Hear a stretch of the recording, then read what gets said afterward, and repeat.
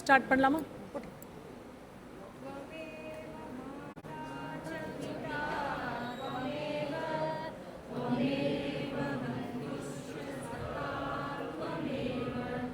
त्वमेव विद्या द्रविणं त्वमेव त्वमेव सर्वं मम देवदेव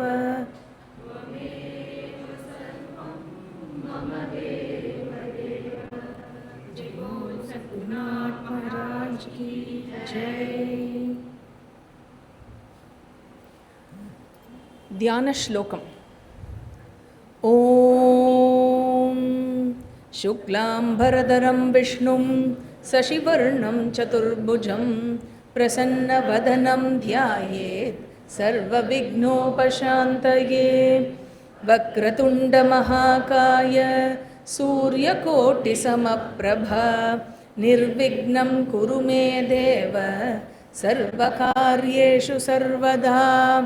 नारायणं नमस्कृत्य नरं चैव नरोत्तमं देवीं सरस्वतीं व्यासं ततो जयमुदीरयेत्.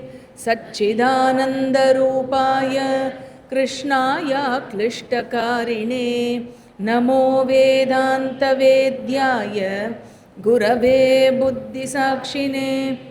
मूकं करोति वाचालं पंगुं लंघयते गिरिं यत्कृपातमहं वन्दे परमानन्दमाधवम्.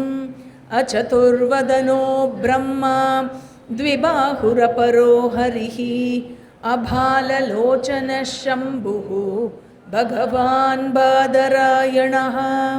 कृष्णद्वैपायनं व्यासं सर्वलोकहिते रतं वेदाब्जभास्करं वन्दे शमादिनिलयं मुनिं. व्यासाय विष्णुरूपाय व्यासरूपाय विष्णवे नमो वै ब्रह्मनिधये वासिष्ठाय नमो नमः.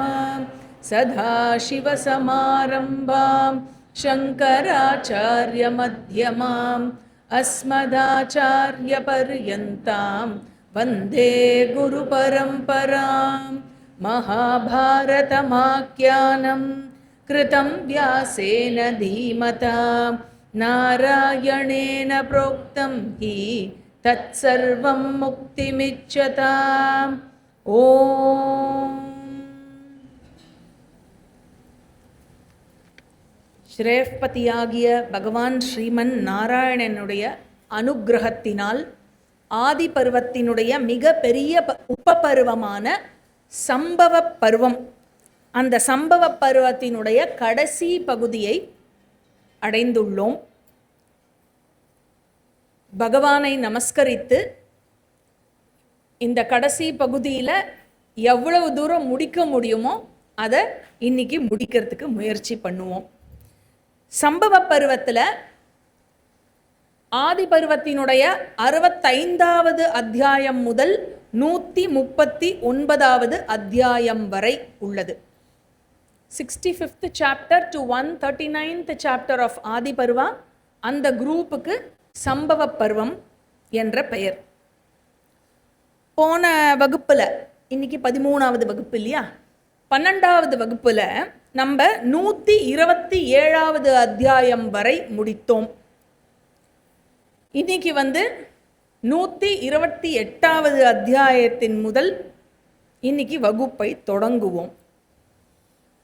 போன வகுப்பில் எதை பார்த்து முடித்தோம் அப்படின்னாக்க, பீமன் நாகலோகத்தை அடைந்து அங்கே அந்த அமிர்த கலசத்தை எவ்வளவு தூரம் பருக முடியுமோ அவ்வளவு கலசத்தை பருகிக்கொள் அப்படின்னு வாசுகி சொல்லி அவன் மொத்தம் 8 கலசத்தை கப்பு கப்பு கப்பு கப்புன்னு குடித்து விட்டான் அப்படின்னு பார்த்தோம். அப்படி குடிச்சுட்டு அப்படியே உட்காந்துக்குவோம். அப்படி குடிச்சுட்டு என்ன பண்ணா, பாம்புகள் அவனுக்கு அமைத்து வைத்திருந்த படுக்கையை அவன் எடுத்துக்கொண்டு அதில் படுத்து நன்றாக உறங்கினான். இது வரைக்கும் போன வகுப்புல பார்த்தோம். அப்படியே வைஷம்பாயனருடைய வாய்ஸ் ஓவரில் இந்த 128th சாப்டர்லேருந்து ஆரம்பிக்கிறது. அதே சமயம் அந்த பக்கம் மற்ற பாண்டவர்களும் மற்ற சகோதரர்களுடன் விளையாடி முடித்துவிட்டு என்ன செய்தார்கள்? பீமன் இல்லாமலேயே நகரத்திற்கு திரும்பினார்கள்.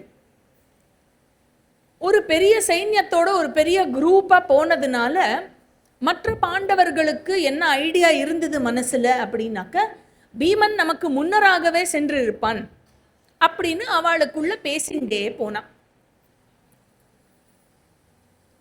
தீய புத்தி கொண்ட துரியோதனனோ எப்படி இருந்தான்னா, பீமனை எண்ணி தொலைஞ்சான் பீமன் அப்படிங்கிற ஒரு மகிழ்ச்சியோடு அவன் இதயத்தில் அதை நினைத்து நினைத்து மகிழ்ந்தபடியே தம்பிகளுடன் சேர்ந்து நகரத்திற்கு நுழைந்தான்.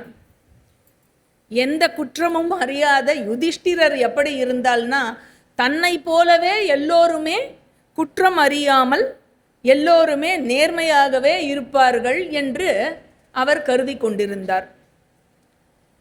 யுதிஷ்டிரர் நேர அரண்மனைக்கு சென்றவுடன் நேர தாயாரை போய் சந்தித்து குந்தி தேவியை நமஸ்கரித்தார். அவளை பார்த்து கேட்டார், அம்மா பீமன் வந்துட்டானா? நாங்கள் எல்லா இடத்துலையும் தேடினோம், அவனை எங்கேயுமே நாங்கள் பார்க்கல. ஒருவேளை அவன் எங்களுக்கு எல்லோருக்கும் முன்பாகவே அவன் இங்கு வந்திருப்பானோ அப்படிங்கிற எண்ணம் எங்களுக்கு இருந்தது. அதை நாங்கள் நினைத்தோம்.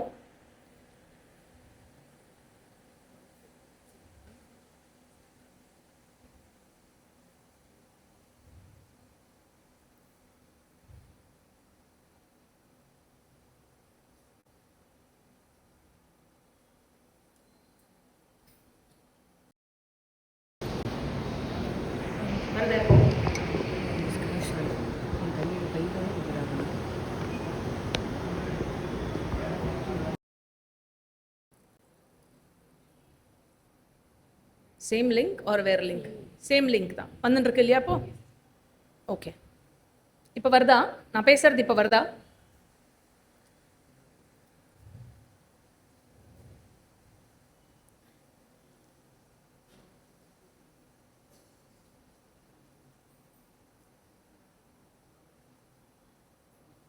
இப்போ நான் பேசுறது கூடவா வரல?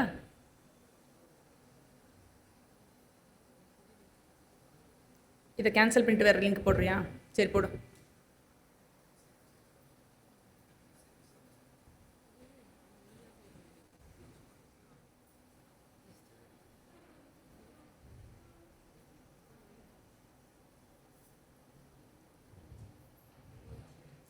बोल सिद्धि विनायक मूर्ति की.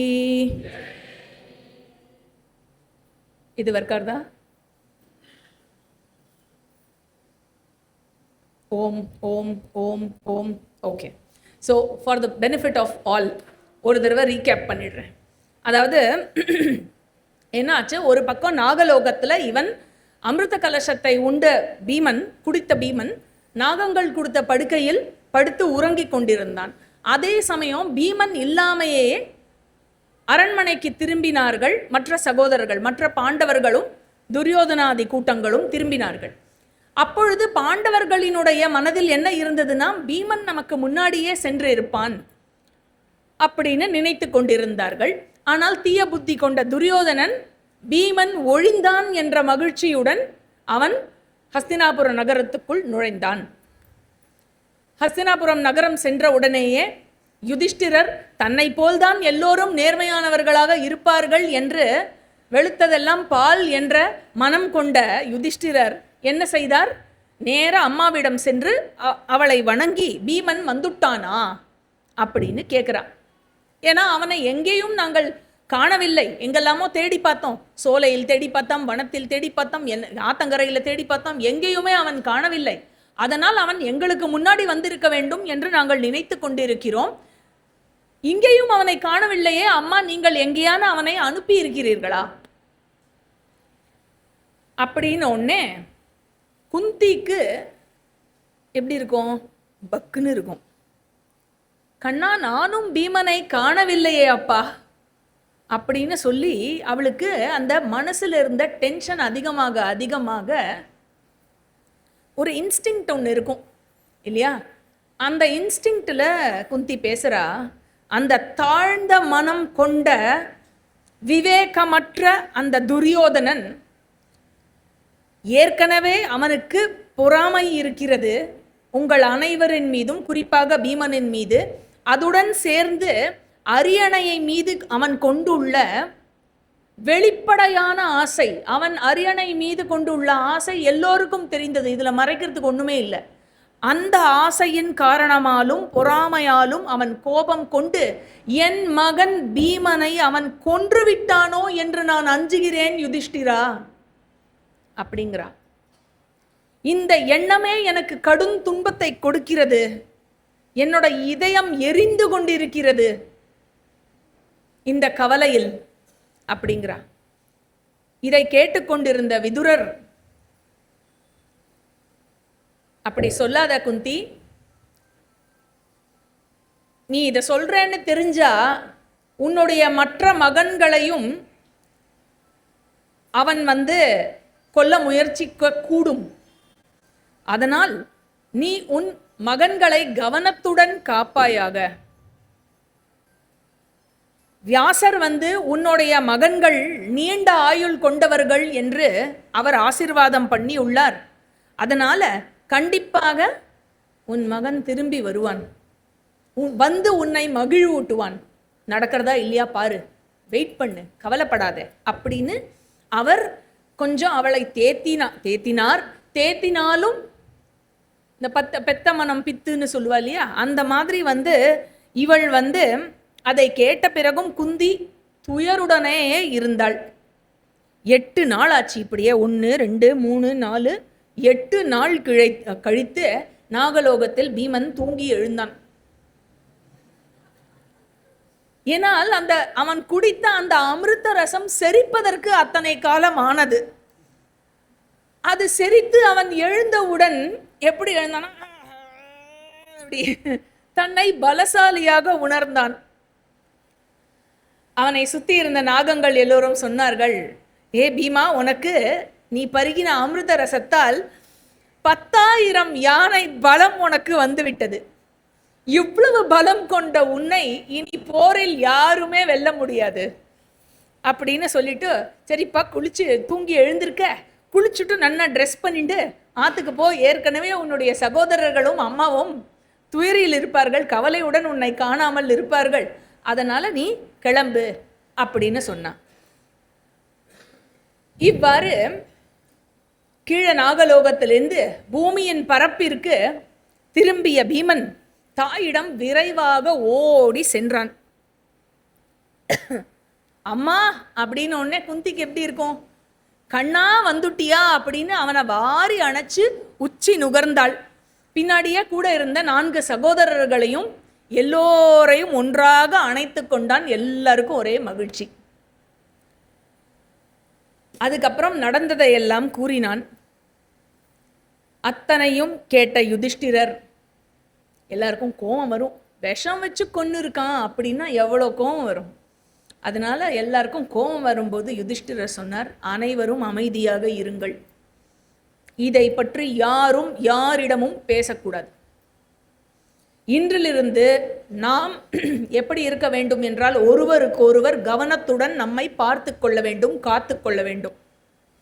அதனால நம்மிடையில் எந்த வகையிலும் கவனக்குறைவானது ஏற்படாத வண்ணம் இருக்க வேண்டும் அப்படிங்கிறதுக்காக விதுரர் என்ன பண்றார், அவளுக்கு நல்ல ஆலோசனைகளை வழங்கி அவளுக்கு சில ஐடியாஸ் டிப்ஸ் எல்லாம் உபதேசமாக கொடுக்கிறார். கொஞ்ச காலம் கழிந்தது. மறுபடியும் பீமனை விஷம் வைத்து கொள்ள முயற்சித்தான் துரியோதனன். ஆனா இந்த வாட்டி என்ன ஆயிடுத்து, இந்த விஷயத்தை அறிந்த யுயுத்சு அவன் ஏற்கனவே பாண்டவர்கள் மீது ஒரு நல்ல விருப்பம் கொண்டவன். யுயுத்சு யாரு, திருதராஷ்டிரனுக்கும் அந்த வைஷ்ய சேவகிக்கும் பிறந்த மகன். யுயுத்சுக்கு பாண்டவர்கள் மீது கொஞ்சம் பிரீத்தி இருந்ததுனால அவன் நேர போய் பாண்டவர்கள்கிட்ட இந்த விஷயத்தை தெரிவித்து விட்டான். இருந்தாலும் இப்போ பீமனுக்கு கொடுத்த சாப்பாட்டில் விஷம் கலந்துருக்கு, பீமா விஷம் கலந்துருக்குன்னு சொல்லியாச்சு யுயுத்சு. இருந்தாலும் விருகோதரன் என்ன செய்தான், அதை கொண்டா சாப்பிட்றேன்னா எந்த மறுப்பும் தெரிவிக்கவில்லை. அதனை கபகப என்று விழுங்கியே விட்டான். அதை விழுங்கி ஏப்பம் விட்டா அந்த விஷம் முழுவதுமாக செரித்தே விட்டது. அவனுக்கு ஒண்ணுமே பாதிக்கவில்லை. ஆக இந்த ஐடியா வேலை செய்யாமல் போனவுடன் துரியோதனன், கர்ணன், சகுனி இந்த குரூப் கூடி இன்னும் பல தீய திட்டங்களை வகுத்து வந்தார்கள். விதுரரின் ஆலோசனைப்படியே பாண்டவர்கள் நடந்து வந்ததால் அவர்களுடைய துரியோதனனுடைய பிஹேவியர் ரொம்ப தாழ்ந்த பிஹேவியர் இல்லை இது. அந்த மாதிரி அவன் நடந்து கொண்ட பிறகும் அந்த சீற்றத்தை அடக்கி கொண்டு அமைதியை காத்து வந்தார்கள் பாண்டவர்கள். குருவம்ச இளவரசர்கள் அவர்கள் குறும்புத்தனமாகத்தான் விளையாடி கொண்டிருக்கிறார் என்று எண்ணி இருந்தான் இந்த குருட்டு மன்னன். இந்த விஷம் வச்சு கொள்றதெல்லாம் குறும்புத்தனமா விளையாடுறதாகும். சரி போட்டோம். அதனால அப்படி ஒரு கருத்து திருத்தராஷ்டிரனுக்கு இருந்தது. கிருப்பரை குருவாக நியமித்தார். கிருபாச்சாரியாரிடம் இளவரசர்கள் எல்லோரும் எல்லா கல்வியும் கற்றனர். ஏனால் கிருப்பர் வேதத்திலும் நிபுணத்துவம் பெற்றவர், அப்புறம் ஆயுத பயிற்சியிலும் நிபுணத்துவம் பெற்றவர். அதனால இளவரசர்களுக்கு வேத கல்வியும் கொடுத்தார், ஆயுத கல்வியும் பயில்விக்க தொடங்கினார். இப்படி நடந்துட்டே இருக்கச்சே பேக் டு டுடே. என்னது? ஜனமேஜயன் அண்ட் வைஷம்பாயன். ஜனமேஜய ராஜா கேட்கிறார், கிருப்பரின் பிறப்பு குறித்து நீங்கள் எனக்கு அனைத்தையும் கூற வேண்டும். அவர் நாணல் கயிற்றில் அதிலிருந்து எப்படி அவர் உண்டானார், அவர் ஆயுதங்களை எவ்வாறு அடைந்தார், அந்த வில்லுடைய நாணல் இருக்கு இல்லையா, அதிலிருந்து அவர் பிறந்ததாக சொல்கிறீர்களே, அவர் எப்படி பிறந்தார், எப்படி எல்லா ஆயுதங்களையும் அடைந்தார். உடனே வைஷம்பாயனர் சொல்றார், கௌதம ரிஷின்னு ஒருத்தர் இருந்தார், அவருக்கு ஷரத்வான் அப்படின்னு ஒரு மகன் இருந்தார். ஷரத்வான் என்பவர் வேதத்தில் நிபுணத்துவம் பெறாவிட்டாலும் அந்த ஷரத்வான் அம்புகளுடனேயே பிறந்ததுனால், அவர் பிறக்கும்போதே ஆயுதத்தோட பிறந்ததுனால மற்ற கல்வியை காட்டிலும் மற்ற கல்வியில் அவர் நாட்டம் கொள்ளவில்லை. இந்த ஆயுத கல்வியில் மட்டும் அவர் நாட்டம் கொண்டவராக, மிகுந்த நாட்டம் கொண்டவராக இருந்தார். அவருடைய மாணவ பருவத்தில் கடும் தவத்தினால் ஆயுதங்களை அடைந்தார். அவர் எவ்வளவு தபஸ் பண்ணார் அப்படின்னாக்க இந்திரனுக்கே பயம் வந்துவிட்டது. அச்சமடைந்த இந்திரன் என்ன செய்தான், ஜாலவதி என்ற அப்சரஸை அனுப்பினான் அவருடைய தபஸை கலைக்க. யாருடைய தபஸை கலைக்க? ஷரத்வானினுடைய தபஸை கலைக்க ஜாலவதியை அனுப்பினான். அப்பொழுது என்னாச்சு, ஜாலவதி அவர் தபஸ் பண்ணிட்டு இருந்த அவருடைய ஆசிரமத்தில் உலா வந்தாள். ஒற்றை வஸ்திரத்தில் சுத்தி கொண்டிருந்த அவளை பார்த்ததும் இவருடைய கண்கள் பெரிதாக விழித்து இவருக்கு உணர்ச்சி மிகுந்து கொண்டிருப்பதை இவர் உணர்ந்தார். அம்புகள் அஸ்திரங்கள்லாம் கையிலேருந்து நழுவி கொண்டன. இதெல்லாம் ஆறத பார்த்த உடனே அவர் தபஸ்வி இல்லையா, இப்படியெல்லாம் ஆகக்கூடாது நமக்கு அப்படின்னு தன்னுடைய உணர்ச்சிகளை தானே பொறுத்து கொண்டு கட்டுப்படுத்தி கொண்டு காத்து வந்தார் அந்த ரிஷி. இருப்பினும் அவருக்குள்ள ஏற்பட்ட மாற்றங்களின் காரணமாக அவருடைய உயிர் நீரானது வெளிப்பட்டது. அந்த வெளியேறிய போது அவர் என்ன செய்தார், இந்த மாதிரி மாற்றங்கள் இந்த இடத்துலயே இருக்கக்கூடாது, இதெல்லாம் நடக்கிறச்சே, அதனால இங்கேருந்து நம்ம போயிடுறது தான் நமக்கு நல்லது அப்படின்னு சொல்லிட்டு அவர் தவம் பண்ணிட்டு இருந்த மான்தோல், கையில் இருந்த வில்லு அம்பு எல்லாத்தையும் அங்கேயே போட்டுட்டு அங்கேருந்து நகர்ந்து கிளம்பும் பொழுது என்ன ஆயிடுத்து, அவருடைய உயிர் நீரானது வெளிப்பட்டு அந்த வில்லினுடைய நாணலின் மீது அது விழுந்தது. அது விழுந்த போது பிரிந்து ரெண்டாக விழுந்ததனால் இரட்டையர்கள் உற்பத்தி ஆனார்கள், இரட்டை குழந்தை பிறந்தது. இது எந்த டைம்ல இந்த இன்சிடென்ட் நடந்ததுன்னா, சாந்தனு ராஜா ஆண்டு கொண்டிருந்த டைம்ல இது நடந்தது. அப்பொழுது சாந்தனு அவனுடைய படையில் பணியாற்றி கொண்டிருந்த ஒருவன் அந்த காட்டு பக்கமா வரச்சே, அந்த மான்தோல், வில்லு, அம்பு எல்லாம் இருக்கு, ஆனா யாரும் இல்லை. அங்க வில்லுக்கு பக்கத்துல ரெண்டு குழந்தை அழகா இருக்கு. ஒரு ஆண் குழந்தை, ஒரு பெண் குழந்தை. அந்த இடத்த பார்த்த உடனே அவனுக்கு தோடித்து, அந்த பணியாளனுக்கு யாரோ ஒரு தவம் செய்த ஒரு பிராமணன், ஆனால் இவர் ஆயுத கலையில் நிபுணத்துவம் கொண்டவராக இருக்க வேண்டும், அவருடைய குழந்தைகளாகத்தான் இது இருக்க வேண்டும், ஆனால் யார் என்று தெரியவில்லை, இந்த குழந்தைகள் காட்டுல தனியா கடக்கே அப்படின்னு சொல்லிட்டு அந்த குழந்தைகளை தூக்கிண்டு நேரா மன்னரிடம் செல்கிறான். அந்த குழந்தைகளினுடைய களங்கமற்ற முகத்தையும் சிரிப்பையும் கண்ட சாந்தனு மன்னன் அவர்கள் மீது இரக்கம் கொண்டு, இவர்கள் என்னுடைய பிள்ளைகளாகட்டும் என்று அவர்களுக்கு செய்ய வேண்டிய சம்ஸ்காரங்களை எல்லாம் செய்து வைத்து அவர்களை வளர்த்தான். மன்னரினுடைய கிருபையில் அவர்கள் மகனாகவும் மகளாகவும் ஏற்கப்பட்டு வளர்க்கப்பட்டதனால் அந்த மகனுக்கு கிருபகா என்றும் மகளுக்கு கிருபி என்றும் பெயர் வந்தது. சரத்வான் வேறொரு இடத்தில் சென்று தபஸை கண்டினியூ பண்ணிட்டு இருந்தார். அப்பொழுது அவருடைய தெய்வீக பார்வையால் தன் பிள்ளைகள், இந்த இரட்டையர்கள் சாந்தனு ராஜாவினுடைய வளர்ப்பில் இருப்பதாக அவர் உணர்கிறார். மன்னரிடம் நேர சென்று எல்லாவற்றையும் விளக்குகிறார். அவரே கிருபருக்கு ஆயுத கலையை கற்பிக்கிறார். 4 கிளைகளை கொண்ட தனுர்வித்யா, அந்த ஆயுத கலை, அஸ்திர வித்யா, அதை கற்பிக்கிறார். அந்த 4 கிளைகள் என்னன்னா, நம்பர் 1 பிரயோகம், எப்படி ஒரு அஸ்திரத்தை பயன்படுத்தணும். நம்பர் 2 சம்ஹாரம், எப்படி அழிக்க வேண்டும். நம்பர் 3 கல்பம், மந்திர பலம் எப்படி அந்த அஸ்திரத்துக்கு கொடுப்பது, அந்த பொருளுக்கு எப்படி மந்திர பலத்தை கொடுத்து அதை அஸ்திரமாக்குவது.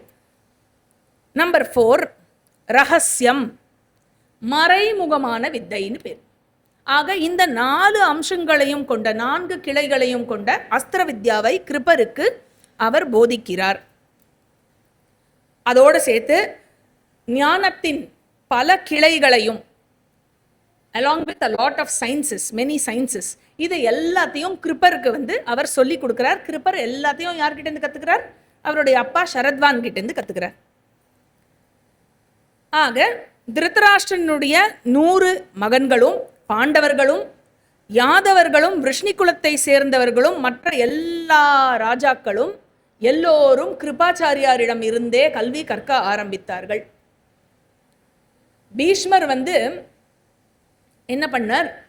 கிருபாச்சாரியாரிடம் இவர் பயின்று வந்தாலும் இன்னும் கொஞ்சம் மேன்மையான கல்வி, இன்னும் நிபுணத்துவம், ஹையர் எஜுகேஷன், மேன்மையான கல்வியை தன் பேரப்பிள்ளைகள் பெற வேண்டும், சக்தி பெற வேண்டும், நிபுணத்துவம் பெற வேண்டும். அதனால அந்த மாதிரியான ஒரு ஸ்பெஷல் டீச்சர், சக்தி கொண்ட, நிபுணத்துவம் கொண்ட ஒரு வண்டர்ஃபுல் டீச்சர் ஒரு ஆச்சாரியார் கிடைக்க வேண்டும் என்று தேடிக்கொண்டிருந்தார். அப்பொழுது என்னாச்சு? அதே சமயத்தில் பரத்வாஜரினுடைய மகனாகவும் வேதத்தில் நிபுணத்துவம் பெற்றவராகவும் விளங்கி வந்த துரோணர் என்ற ஒரு ஆச்சாரியர் இருந்தார். அப்பேற்பட்ட துரோணரிடம் இந்த இளவரசர்கள் அனைவரும் கல்வி பயின்றார்கள். துரோணர் அவர்களை தன்னுடைய சீடர்களாக ஏற்றுக்கொண்டு துரோணர் அவர்களுக்கு ஆயுத கல்வியும் அது சம்பந்தமான அனைத்து அறிவியல்களையும் பயில்வித்தார். மிக மிக குறுகிய காலத்திலேயே இவர்கள் எல்லோரும் ரொம்ப வேகமாக கத்துண்டா எல்லா வித்தையும். உடனே ஜனமேஜய ராஜா கேட்கிறார், துரோணர் எப்படி பிறந்தார்? ஆயுதங்களை அவர் எப்படி அடைந்தார்? அண்ட் அவர் குரு வம்சத்துக்கு எப்படி வந்தார்? ஏன் வந்தார்? அவருக்கு அஸ்வத்தாமன் என்ற ஒரு மகன் இருந்தானே, அவன் எப்படி பிறந்தான்? ஸோ மொத்த ஹிஸ்ட்ரி கேட்குறார். ஹிஸ்ட்ரி ஆஃப் துரோணா எனக்கு நீங்கள் ஃபுல்லாக சொல்லுங்கோ. உடனே வைஷம்பாயனர் சொல்கிறார், பரத்வாஜர் என்ற ரிஷி கடும் தவம் நோற்ற ஒரு முனியாக இருந்தார். யாரோட ஃபோன் அடிக்கிறது? ஃபோன் சைலண்டில் போட்டால் பெட்டராக இருக்கும், சரியா? Otherwise you will be disturbing the entire class. ஆக கடும் நோன்பு நோற்ற ஒரு முனியாக இருந்தார். அவர் எங்கு போய் தவம் செய்தார் என்றால் கங்கை உற்பத்தியான இடத்தில் அங்கு சென்று கடும் தவங்கள் புரிந்து கொண்டு வந்தார். மற்ற முனிவர்களுடன் சேர்ந்து செய்ய வேண்டிய ஒரு அக்னி காரியம், ஒரு யாகம் செய்வதை முன்னிட்டு குளித்துவிட்டு செல்ல வேண்டும் என்பதற்காக, தன்னை தூய்மைப்படுத்திக் கொள்வதற்காக நதிக்கு சென்றார் குளிப்பதற்காக. அப்போ நீராட செல்லும் பொழுது அங்கு அழகும் இளமையும் கொண்ட கிருத்தாச்சி என்ற ஒரு அப்சரஸ் அவளை கண்டார். அவள் அந்த நீரில் குளித்து கொண்டிருந்து அங்கிருந்து எழுந்து வெளியில் நடந்து வரும் பொழுது அவளுடைய ஆடையானது வழுவி விழுவதை கண்ட இவருக்கு உணர்ச்சி பிறந்ததனால் எனினும் தன்னை கட்டுப்படுத்தி கொண்டு அங்கிருந்து விலகிவிட்டார்.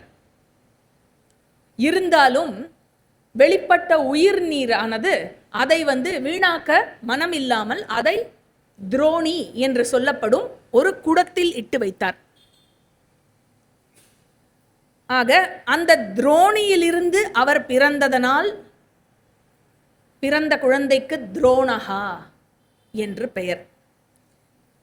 துரோணாச்சாரியார் வேதம் அதனுடைய கிளைகளுடன் சேர்ந்து படித்து அதில் நிபுணத்துவம் பெற்றிருந்தார். ஆயுத கலையில் இவரை போன்று யாரும் இல்லை என்று சொல்லும் அளவிற்கு நிபுணத்துவம் கொண்டவராக இருந்தார். பரத்வாஜரே அப்படிதான் இருந்தார். பரத்வாஜர் என்ன பண்ணார், அக்னிவேஷர் அப்படிங்கிற ஒரு ரிஷிக்கு, அக்னியிலிருந்து பிறந்தவர் அவர், அக்னிவேஷருங்கிற ரிஷி, அவருக்கு ஆயுதத்தை கற்றுக் கொடுத்தார். பரத்வாஜர் அக்னிவேஷருக்கு கற்றுக் கொடுத்தார் அஸ்திர வித்யாவை. அக்னேய அப்படிங்கிற அஸ்திரத்தை கற்றுக் கொடுத்தார். ஸோ இவர் என்ன பண்ணார், அக்னிவேஷர் தன்னுடைய குருவினுடைய குழந்தையான துரோணருக்கு இந்த அக்னேய அஸ்திரத்தை கற்றுக் கொடுத்தார். மற்ற ஆயுதங்களின் ஞானத்தையும் அவருக்கு என்னெல்லாம் தெரியுமோ அதெல்லாத்தையும் கூட அந்த குழந்தைக்கு, குருவினுடைய குழந்தைக்கு கற்றுக் கொடுத்தார். பரத்வாஜர் அவருக்கு ஒரு ஃப்ரெண்டு இருந்தார், பிருஷதஹா அப்படின்னு ஒரு மன்னன், பாஞ்சால நாட்டு மன்னன். அந்த பிருஷதனும் பரத்வாஜரும் ரொம்ப காலத்துக்கு நண்பர்களாக இருந்தார்கள். அந்த பிருஷதனுக்கு ஒரு மகன் பிறந்தான். அவன் பேரு துருபதன் பேரு. துருபதஹா தமிழ்ல சொன்னா துருபதன். துருபதன் பிறந்தான். அவன் துரோணரோட கிட்டத்தட்ட அதே ஏஜ் குரூப்ல இருந்ததுனால பரத்வாஜர் கிட்ட கல்வி கற்றுக்கொள்வதற்காகவும் துரோணருடன் சேர்ந்து விளையாடுவதற்காகவும் தினப்படி பரத்வாஜரினுடைய ஆசிரமத்திற்கு சென்று வந்தான். அந்த மாதிரி 2 பேரும் ரொம்ப நாளைக்கு ஃப்ரெண்ட்ஸ் ஆயிட்டா. கொஞ்ச காலம் கழிச்சு பிருஷதன் இறந்து போனான். துரோணர் வடக்கு பாஞ்சாலத்துக்கு அரசனானான். துருபதன் வடக்கு பாஞ்சாலத்துக்கு அரசனானான். அப்புறம் கொஞ்ச நாள் கழிச்சு பரத்வாஜரும் இறந்து போனார். பரத்வாஜரும் இறந்து போனதுக்கு அப்புறம் துரோணர் தந்தையினுடைய ஆசிரமத்திலேயே கடும் தவம் செய்து அங்கேயே இருந்து வந்தார். அவருடைய ஆயுத ஆய்வுகளை அங்கேயே செய்து கொண்டு வந்தார். பிள்ளை பெறும் விருப்பமும் கொண்டவராக இருந்ததினாலும் அவருடைய அப்பா சொன்னதினாலும் அவருடைய அப்பாவின் விருப்பத்துக்கு ஏற்ற மாதிரி கிருபியை, சரத்வானினுடைய மகளான கிருபியை மணந்து கொண்டார்.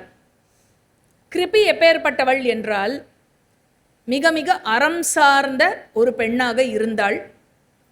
அப்புறம் வைஷம்பாயனர் சொல்றார், அவள் அக்னிஹோத்திரம் செய்பவள்.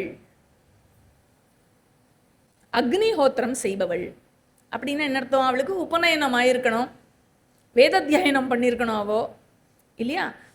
அப்புறம் துரோணர் சொல்றார் குறுகிய கூந்தல் கொண்டவள் அப்படிங்கிற, ஷார்ட் ஹேர். ஸோ அப்போவே அதனால அப்படி இருந்த அண்ட் நிறைய கடுந்தவங்கள் புரிபவள் அப்படி இருந்த கிருபியை மணந்தார் துரோணர். துரோணருக்கும் கிருபிக்கும் அஸ்வத்தாமன் என்ற மகன் பிறந்தான். அவன் பிறக்கும் பொழுதே அந்த குழந்தை உச்சைஸ்ரவஸ் குதிரை போல், உச்சைஸ்ரவஸ் ஞாபகம் இருக்கும் இல்லையா? கருடன் அண்ட் நாகர்களினுடைய கதை, கத்ரு மாதா வினதாவுடைய கதை வச்சு உச்சைஸ்ரவசினுடைய குரலை போல் அந்த குழந்தை வந்து கனைத்தது போல் அழுதுதான். உச்சைஸ்ரவசோட குரல் மாதிரி இருந்துதான். அதனால அசரீரி சொல்லித்தான் இந்த குழந்தைக்கு அஸ்வத்தாமா என்று பெயர் அப்படின்னு. ஸோ துரோணர் தன்னுடைய வாழ்வையே ஆயுத அறிவியல் ஆராய்ச்சிக்காக சமர்ப்பித்து அவர் வாழ்ந்து வந்தார். அந்த காலத்தில், அந்த சமயத்தில் ஆயுதம் தாங்கியவர்களில் இந்த உலகத்திலேயே முதன்மையாக விளங்கிய மகரிஷி ஜமதக்னியினுடைய மகனாகிய பரசுராமர் என்ன பண்ணாரா, அவரிடம் இருந்த எல்லா செல்வங்களையும் பிராமணர்களுக்கு கொடுத்து விடுவதாக அறிவித்தார். ஸோ யாரெல்லாம் வரேளோ, உங்களுக்கு என்கிட்டேருந்து என்னென்ன வேணுமோ எடுத்துக்கலாம், என்கிட்ட இருக்கிற சொத்து இதுதான், இதில் நீங்கள் முதல்ல வந்தேன்னா நான் உங்களுக்கு முதல்ல கொடுத்துருவேன், உங்களுக்கு என்ன வேணுமோ எடுத்துன்னு போகலாம், இந்த ஒரு அறிவிப்பை விட்டிருந்தார். இதை கேட்ட உடனே துரோணர் விரைந்தோடினார் மகேந்திர மலைக்கு. அங்கு பார்கவ குலத்தை சேர்ந்த பரசுராமரை சந்தித்தார். அங்கே வந்து உடனே தன்னை இன்ட்ரடியூஸ் பண்ணிக்கிறார். அபிவாதையை சொல்லியிருப்பார் நினைக்கிறேன். ஏன்னா அவருடைய அங்கிரஸ் ரிஷியினுடைய வம்சத்தில் வந்தவன் அப்படிங்கிறத முதல்ல சொல்லி, கோத்திரத்தை சொல்லி, அதுக்கப்புறமா நமஸ்காரம் பண்ணிட்டு என்னுடைய பெயர் துரோணா அப்படிங்கிறார். எதுக்காக நான் இங்கே வந்திருக்கேன்னா உங்களிடம் இருந்து செல்வம் பெற விரும்பி நான் இங்கு வந்திருக்கிறேன் அப்படிங்கிறார். உடனே வந்து எல்லாத்தையும் கொடுத்துட்டேனே நான் பிராமணாளுக்கு அப்படிங்கிறார் பரசுராமர். எல்லாத்தையும் பிராமணாளுக்கு கொடுத்துட்டு இந்த ஆழிகள் சூழ்ந்த உலகத்தை கஷ்யப ரிஷிக்கு கொடுத்தேன் அப்படின்னா என்ன அர்த்தம்? எல்லாத்துக்கும் அதிபதி வந்து அவர்தான் இல்லையா, உலகத்தை வந்து இன்னொருத்தருக்கு கொடுத்தாராம். ஆக கஷ்யப ரிஷிக்கு அவருக்கும் கொடுத்துட்டேன். இனி எஞ்சி இருக்கிறது என்னன்னா என்னுடைய உடம்பும் அஸ்திரங்களும் தான் பாக்கி இருக்கு, மற்றபடி என்கிட்ட வேற எந்த செல்வமும் இல்லை. இவ்விரண்டில் எது உனக்கு வேண்டும் அப்படின்னு கேட்ட உடனே துரோணர் சொன்னாராம், எனக்கு எல்லா அஸ்திரங்களும் வேண்டும், அதை எப்படி ஏவும் முறை, எப்படி திரும்ப பெறும் முறை, இதையும் நீங்க எனக்கு சொல்லி கொடுத்துடணும் அப்படின்னு கேட்டாராம் துரோணர். அப்படியே ஆகட்டும் அப்படின்னு சொல்லி ஒவ்வொரு அஸ்திரத்தையும் அதனுடைய பயன்பாட்டு முறைகளையும் சேர்த்து துரோணருக்கு போதித்தார். யாரு? பரசுராமர். இதில் மன நிறைவு கொண்ட துரோணர் நேர என்ன பண்ணார், தன்னுடைய நண்பனாக இருந்த துருபதனை காண்பதற்காக அந்த பாஞ்சால தேசத்தின் நகரத்திற்கு விரைவாக பயணித்தார். நேர பாஞ்சால மன்னன் துருபதனை காண்கிறார் அவனுடைய அரசவையில். துருபதா, என்ன தெரியறதா உனக்கு அப்படின்னு கேட்கிறார். துருபதன் செல்வ செருக்கு கொண்டவனாக இருந்தான். அப்படி இப்படி புருவங்களை அப்படி சுருக்கிண்டு அப்படி வந்து கோபத்தோட பார்க்குற மாதிரி பார்த்து, திடீர்னு நீங்கள் இப்படி வந்து என்னோ என் ஃப்ரெண்டு அது இதுன்னு என்ன தெரியறதான்னு கேட்குறது, நீங்கள் பேசுகிற விதம் இருக்குல்ல, அது உயர்ந்த வகை மக்கள் பேசுவது போல் இல்லையே அப்படிங்கிறான் துருபதன். இவருக்கு எப்படி இருக்கும்?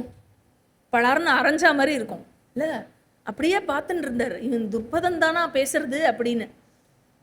உடனே துருபதன் கண்டினியூ பண்ணுறான், ஏ மூடா, பெரும் மன்னர்களுக்கு எப்படி உன்னை போன்றவர்கள் நண்பர்களாக இருக்க முடியும்? உன் ட்ரெஸ்ஸும் உன் மூஞ்சியும் இல்லை அப்படி சொல்ல இருந்தாலும் இதுதான் மீன் பண்ணுற மாதிரி ரொம்ப ரொம்ப ஸ்ட்ராங்காக பேசுகிறார்.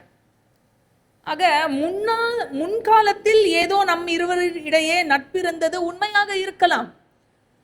ஆனால் அப்பொழுது நம் இருவரும் சரிசமமாக இருந்தோம், 2 பேரும் குழந்தைகளாக இருந்தோம், உன் அப்பாவின் ஆசிரமத்தில் மாணவர்களாக இருந்தோம், அப்பொழுது இருவரும் சரிசமமாக இருந்தோம்.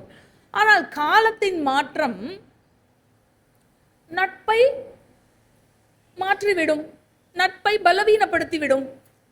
அதனால அந்த நட்பை பற்றியெல்லாம் இப்போ என்னிடம் பேசாதே, புரிஞ்சுதா? நன்னா தெரிஞ்சுக்கோ, ஒரு ஏழையாக இருப்பவனுக்கும் செல்வந்தனாக இருப்பவனுக்கும் இடையில் நட்பு இருக்க முடியாது. ஒரு கற்றவனுக்கும் ஒரு கல்லாதவனுக்கும் மத்தியில் நட்பு இருக்க முடியாது. ஒரு வீரனுக்கும் கோழைக்கும் நடுவில் நட்பு இருக்க முடியாது. அதே மாதிரி ஒரு மன்னனுக்கும் உன்னை போல் மன்னன் அல்லாத ஒருவனுக்கும் நட்பு எப்படி இருக்க முடியும்? இந்த மாதிரி பேசின உடனே, அதனால முந்தைய காலத்தில் நம்மிடம் இருந்த நட்பை தொடர்வதற்கு நீ நினைக்காதே. ஏனால் நம்ம இப்போ சமம் கிடையாது.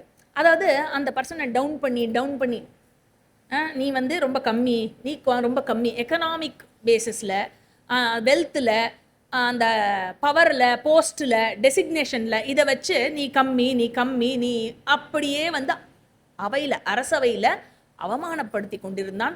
முன்னாடி நிற்கிறது ஒரு பிராமணன்னு கூட பார்க்காம, இல்லையா?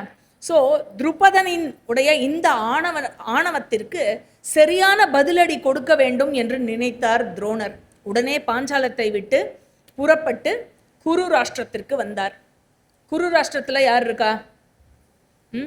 அவரோட ஒய்ஃபோட அண்ணா கிருபர் இருக்கார். ஸோ கிருபரினுடைய இல்லத்தில் தலைமறைவாக வாழ்ந்து வந்தார். அஸ்வத்தாமன் ரொம்ப ஸ்மார்ட்டாக இருந்தான் பையன். அவன் என்ன பண்ணுவான்? மாமாவோட சேர்ந்து மாமாவோட வேலைக்கு போயிடுவான்.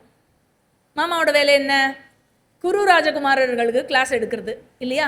மாமாவோட கூட போய் அங்கே குரு ராஜகுமாரர்களுக்கு கிருபரோடு சேர்ந்து அஸ்வத்தாமனும் கொஞ்சம் ஆயுத கல்வியை அவர்களுக்கு போதித்து வந்தான்.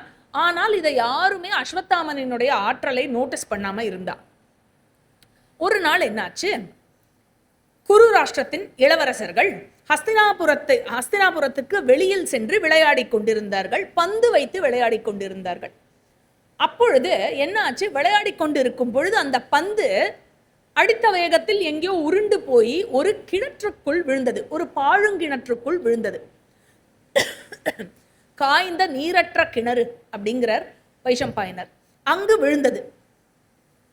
அப்போ என்னாச்சு? இவர்கள் என்ன செய்தார்கள்? பந்து விழுந்துருத்தோ உடனே தங்களால் இயன்ற வரை எல்லா முயற்சியும் எடுத்துக்கொண்டு அந்த பந்தை மீட்டெடுப்பதற்காக ட்ரை பண்ணிட்டு வந்தா. எப்படி எடுத்து பார்த்தாலும் அந்த பந்தை மீட்டெடுக்க முடியவில்லை. எல்லாம் ராஜகுமாரா, எல்லாம் க்ஷத்ரியா, ஒரு பந்தை மீட்க முடியல அப்படின்னு அவளுக்கே ஒரு மாதிரி ஒருத்தர் அப்படி பார்த்து அப்படின்னு ஒருத்தர் மூஞ்சிய பார்த்து தன்னுடைய ஆற்றல் இன்மையை நினைத்து வெக்கப்பட்டு கொண்டிருந்தார்கள். அதே தருணத்தில் வறுமையில் தளர்ந்து அக்னிஹோத்திரம் செய்து செய்து மேனி காய்ந்து போய் அன்றாட வழிபாடுகளை முடித்துவிட்டு கருத்த நிறம் கொண்ட ஒரு முதியவரை அந்த பக்கம் காண்கிறார்கள். அது வேறு யாரும் இல்லை, துரோணாச்சாரியார். அவரை கண்டவுடன் இவ எல்லாரும் ஓடி போய் அவளை சூழ்ந்துன்றா. சூழ்ந்துட்டோன்னே விஷயத்தை சொல்றா. விஷயத்தை சொன்னோடனே இவருக்கு எப்படி எடுக்கணும்னு தெரியும், இல்லையா? எவ்வளோ ஆழமான பாழுங்கிணறு, அதில் ஒரு பந்து விழுந்துருத்து, அந்த பந்து எடுக்கணும் இப்போ, சரியா? இவர் தன்னுடைய திறமையை நினைத்து தனக்குள்ளேயே புன்னகைத்து விட்டு இவர் சொல்றார், உங்களுடைய க்ஷத்ரிய பலத்திற்கு இது ஒரு அவமானம். எல்லோரும் இளவரசர்கள் தானே, இது உங்களால் முடியவில்லையா அப்படின்னு கொஞ்சம் அவளுக்கு ஃபயர் ஏற்படுத்துறார். உள்ளுக்குள்ள அந்த ஆசை வரணும்ல, நான் தெரிஞ்சுக்கணும், இந்த வித்யாலாம் நான் கற்றுக்கணும் அப்படின்னு அந்த தீயை மூட்டி விடுகிறார்.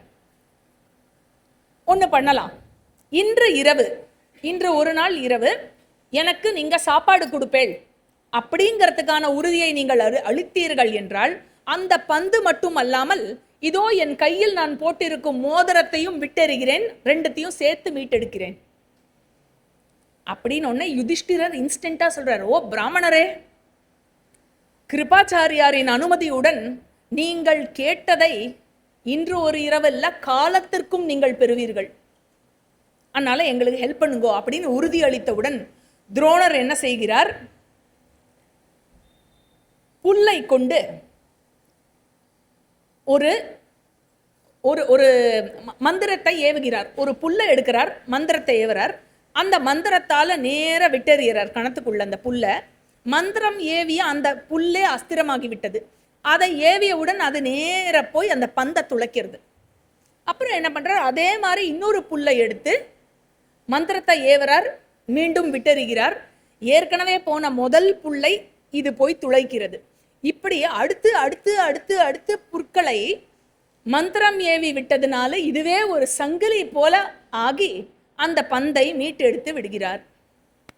இதை பார்த்த உடனே ஆச்சரியம் அடைந்த அந்த இளவரசர்கள் அனைவரும் அடுத்தது மோதிரம். உடனே என்ன பண்றார், மோதிரத்தை எடுத்து விட்டறிகிறார். ஒரு அம்பை எடுக்கிறார். ஒரு அம்பை ஏவி அந்த மோதிரத்தை திருப்பி மீட்டெடுத்து காட்டுகிறார். இளவரசர்களுக்கெல்லாம் அப்படியே புல்லரிச்சு போச்சு. ஐயோ, என்ன ஒரு திறமை இது அப்படின்னு என்ன பண்றா, அவருக்கு நமஸ்காரம் பண்ணிட்டு சொல்றா, நீங்கள் யாரு, நீங்க யாரோட பையன், நாங்க உங்களுக்கு என்ன செய்யட்டோம், நீங்க இவ்வளோ ஹெல்ப் பண்ணியிருக்கேள், இவ்வளோ பெரிய ஒரு விஷயத்தை எங்களுக்கு பண்ணி காமிச்சிருக்கேள், எங்களுக்கு ஏதோ கொடுக்கணும் போல இருக்கு, நாங்க என்ன செய்யணும் இப்போ உங்களுக்கு அப்படின்னு கேட்ட உடனே துரோணர் சொல்றார், போய் உங்க தாத்தா கிட்ட சொல்லுங்க அப்படிங்கிறார். அவருக்கு தெரியும் அப்படின்னு ஒன்று. இளவரசர்கள் எல்லோரும் நேர போய் தாத்தா கிட்ட, யாரு, பீஷ்மாச்சாரியா கிட்ட நடந்த விஷயத்த அப்படியே உற்சாகத்தோட ஆச்சரியத்தோட சொல்றான். உடனே பீஷ்மர் அவருக்கு தெரிஞ்சுடுத்து இது யாருன்னு இல்லையா, பரத்வாஜரினுடைய மகன் துரோணர் அப்படிங்கிறது இவருக்கு தெரிஞ்சுடுத்து. அதனால மனசுல இவருக்கு என்ன தோன்றதுன்னா, என்னுடைய பேரப்பிள்ளைகளுக்கு வேற யாரும் சிறந்த ஆசானாக இருக்க முடியாது அப்படின்னு மனசுல நிர்ணயம் பண்ணிட்டு துரோணரை நேரடியாகவே பார்த்து பேசுவதற்காக கிளம்பி விடுகிறார். துரோணரை நேரடியாக அவர் பார்த்து பேசி ஹஸ்தினாபுரத்துக்கு வர சொல்கிறார். துரோணர் ஹஸ்தினாபுரம் வந்ததினுடைய காரணத்தை இவர் கேட்கிறார். உடனே துரோணர் என்ன சொல்றார், நான் அப்பாவோட ஆசிரமத்தில் இருக்கிறச்ச எப்படி துருபதனோட ஃப்ரெண்ட்ஸாக இருந்தேன், பிருஷதனனுடைய மகன் துருபதனோட எப்படி ஃப்ரெண்ட்ஸாக இருந்தேன், அவன் என்ன சொன்னான் அப்போனா, உனக்கு நான் பாதி ராஜ்யத்தை கொடுக்குறேன், நான் ராஜாவாயிட்டேனா துரோணா, என்னோட ராஜ்யத்தில் உனக்கு நான் பாதியை கொடுக்குறேன்னு எனக்கு ப்ராமிஸ் பண்ணா. அதன் பிறகு நான் கிருபியை மணந்தேன், அஸ்வத்தாமன் பிறந்தான், வறுமையில் என் குழந்தை, நாங்கள் எல்லோரும் வாடினோம், அதில் என் குழந்தைக்கு குடிக்கிறதுக்கு பால் இல்லை. மற்ற ஊரில் இருக்கிற மற்ற குழந்தைகள் எல்லாம் பால் குடிக்கிறத அஸ்வத்தாமன் பார்த்தான். அவனுக்கு பால் குடிக்கணுங்கிற ஆசை வந்தது. எனக்கு பால் வாங்கி தரையா குடிக்கலான்னு நானும் செல்வந்தர்கள் பலரிடம் சென்று ஒரே ஒரு பசு கொடுக்குறேளான்னு கேட்டேன். யாருமே கொடுக்கல. இதை தேடி தேடி ஊர் ஊரா அலைஞ்சது தான் மிச்சமாக இருந்தது தவிர யாருமே கொடுக்கல. எங்களுடைய இந்த நிலைமையை, இந்த வறுமையை ஏளனம் செய்தவர்கள் தான் இருந்தார்கள். சுற்றி இருந்த அஸ்வத்தாமனினுடைய நண்பர்கள் எல்லாம் தண்ணீரில் அரிசி மாவை கலந்து அவனுக்கு இதோ பால் குடி அப்படின்னு சொல்லி அந்த குழந்தையும் அது பால் என்று நம்பி குடித்து எல்லோரும் அவனை கேலி செய்தார்கள். ஆனால் அவனோ நான் பால் குடித்து விட்டேன், பால் குடித்து விட்டேன் என்று சந்தோஷமாக சுற்றி கொண்டிருந்தான். இதை பார்க்கும் பொழுது ஒரு தந்தையாக என் மனது உடைந்தது. வறுமையால் துயரப்பட்டு கொண்டிருந்தேன், என்னை நானே கடிந்து கொண்டிருந்தேன். வறுமையிலிருந்து நான் எப்படி மீள்வது என்று. பிராமணர்களால் கைவிடப்பட்டேன், இகழப்பட்டேன். இதனால் என் வறுமையின் காரணமாக செல்வத்தின் மீது எனக்கு கொண்ட ஆசையினால் யாருக்கும் அடிமையாக இருப்பதற்கு எனக்கு விருப்பம் இல்லை. அதனால நான் என்ன முடிவு பண்ணேன், என் நண்பன் சொன்னான் இல்லையா பாதி ராஜ்யத்தை கொடுக்குறேன்னு, அவன் அரசனாகி விட்டான் என்று நான் தெரிந்து கொண்டேன். அவன் அரசனாகி விட்டான் என்றதனால் அவனை நேர போய் பார்த்து சந்திப்போம் என்று சென்றேன் அப்படின்னு சொல்லி மொத்தமா நடந்த கதை கிருப்பியும் அஸ்வத்தாமனையும் கூட்டிண்டு துருபதனுடைய அவையில் என்ன நடந்தது அப்படின்னு சொல்லிட்டு சொல்றார். கடைசியா துருபதன் என்கிட்ட சொன்னா, நான் உனக்கு நாட்டை கொடுக்கிறேன் என்று நான் உன்னிடம் சொன்னதெல்லாம் எனக்கு நினைவில்லை. என்னால் என்ன செய்ய முடியும்னா, இன்னைக்கு ஒரு நாள் வேணா ஒரு சாப்பாடு தரேன், அப்புறம் இன்னைக்கு ராத்திரி தங்குறதுக்கு இடம் தரேன், சாப்பிட்டுட்டு தங்கிட்டும் கிளம்பு அப்படின்னு சொன்னா, அந்த அவமானம் பொறுக்க முடியாமல் அங்கிருந்து தாமதிக்காமல் என் மனைவியுடனும் மகனுடனும் அங்கிருந்து கிளம்பினேன். இப்படி துருபதனால் அவமதிக்கப்பட்ட நான் புத்தி கூர்மையும் திறமையும் கொண்ட சிஷ்யர்கள் வேண்டும் என்று விரும்பிதான் நான் இங்கு வந்தேன். உங்கள் விருப்பத்தை நிறைவேற்றுவதற்காகவே நான் ஹஸ்தினாபுரம் வந்துள்ளேன் அப்படின்னு துரோணர் பீஷ்மர் கிட்ட சொல்றார். அதாவது இந்த ஸ்டோரி ஃபுல்லாக பார்த்தீங்கன்னா ஒருத்தருக்குள்ள இன்னொருத்தருக்குள்ள பகை பொறாமை பகை பொறாமை பகை பொறாமை, ஒருத்தர் கிளப்பி விட்டு இன்னொருத்தர் பட்டு அதனால திருப்பி இதே நடந்திருக்கும். we can relate it to our lives இல்லையா? நீ ஏன் அப்படி பண்ணனா அவன் அப்படி பண்ணலையா? சரி, அவனுக்கு அறிவு இல்லை இல்லையா? சரி போட்டோம். சரி, ஸோ பீஷ்மர் என்ன சொல்றார்? உங்களது ஹே பிராமணரே, உங்களது வில்லினுடைய நாணை நீங்கள் பூட்டுவீராக, குரு இளவரசர்களுக்கு நீங்களே ஆயுத சாதனையை கற்பிப்பீராக அப்படின்னு சொல்லிட்டு சொல்றார். இந்த குரு வம்சத்தின் மொத்த செல்வமும் உங்களுடையது, நீங்கள் தான் இனி அதற்கு தலைவர்.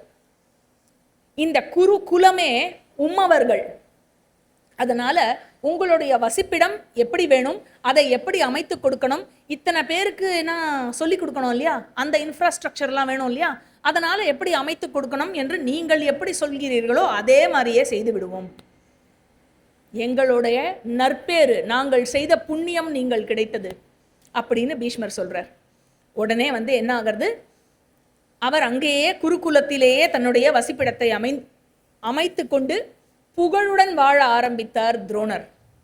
பீஷ்மர் குரு இளவரசர்களை கொடுத்தார். ரொம்ப ரொம்ப அழகான தூய்மையான ஒரு இடம் அவர் வீடு கட்டிக்கிறதுக்கும், அதுக்கப்புறம் நெல் மற்ற செல்வங்கள் தானியங்கள், அப்புறம் அந்த இது விலை உயர்ந்த கற்கள், அந்த மாதிரி எல்லா செல்வங்களையும் அவருக்கு கொடுத்தார். ஒரு நாள் என்னாச்சு? சிஷ்யர்களை அழைத்தார் துரோணர். அழைத்து சிஷ்யர்கள் கிட்ட சொல்றார், என்னுடைய இதயத்தில் ஒரு காரியத்தை நான் வைத்திருக்கிறேன். அதாவது நீங்கள் எல்லோரும் ஆயுதக்கலையில் நிபுணத்துவம் பெற்ற பிறகு நீங்கள் அந்த ஒரு காரியத்தை எனக்காக நிறைவேற்றி தர வேண்டும் என்ற உறுதியை எனக்கு நீங்கள் அளிக்க வேண்டும். இப்போ இல்லை, எல்லாத்தையும் படித்து முடித்து எல்லா நாலேஜையும் அடைஞ்சு நீங்கள் தேறினதுக்கப்புறம் எனக்கு நீங்கள் அந்த காரியத்தை நிறைவேற்றி தர வேண்டும், அதுக்கான ப்ராமிஸை நீங்கள் இப்போ கொடுக்கணும் அப்படிங்கிற. உடனே வைஷம்பாயனர் வாய்ஸ் ஓவர் கொடுக்கிறார். இவ்வாறு துரோணர் சொல்லி முடித்தவுடன் அத்தனை பேரும் அமைதியாக இருந்தார்கள். ஒரே சைலன்ஸ். அந்த சைலன்ஸுக்கு நடுவில் ஒரே ஒரு குரல், அந்த காரியம் எதுவாக இருந்தாலும் உங்களுக்காக அதை நான் நிறைவேற்றி தருவேன் அப்படின்னு ஒரு குரல்.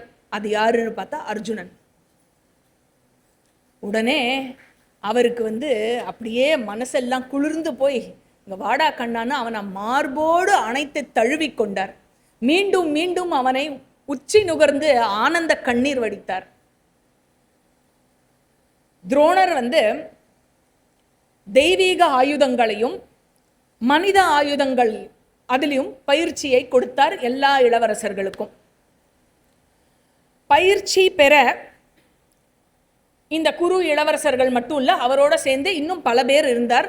பல நாட்டு இளவரசர்கள் கூட சேர்ந்து கூடி வந்தார்கள். விருஷ்ணி குலத்தோர், அந்தகர்கள், அப்புறம் மற்றும் பல்வேறு இடங்களிலிருந்து இளவரசர்கள், இவர்களுடன் கர்ணனும் சேர்ந்து அவரிடமே ஆயுத கல்வி கற்றான். கர்ணனும் அவர்கிட்ட தான் படிச்சான். It is a myth that Drona refused education for Karna. So, இந்த சம்பவ பருவம் 131வது அத்தியாயத்தில் 11வது ஸ்லோகம்.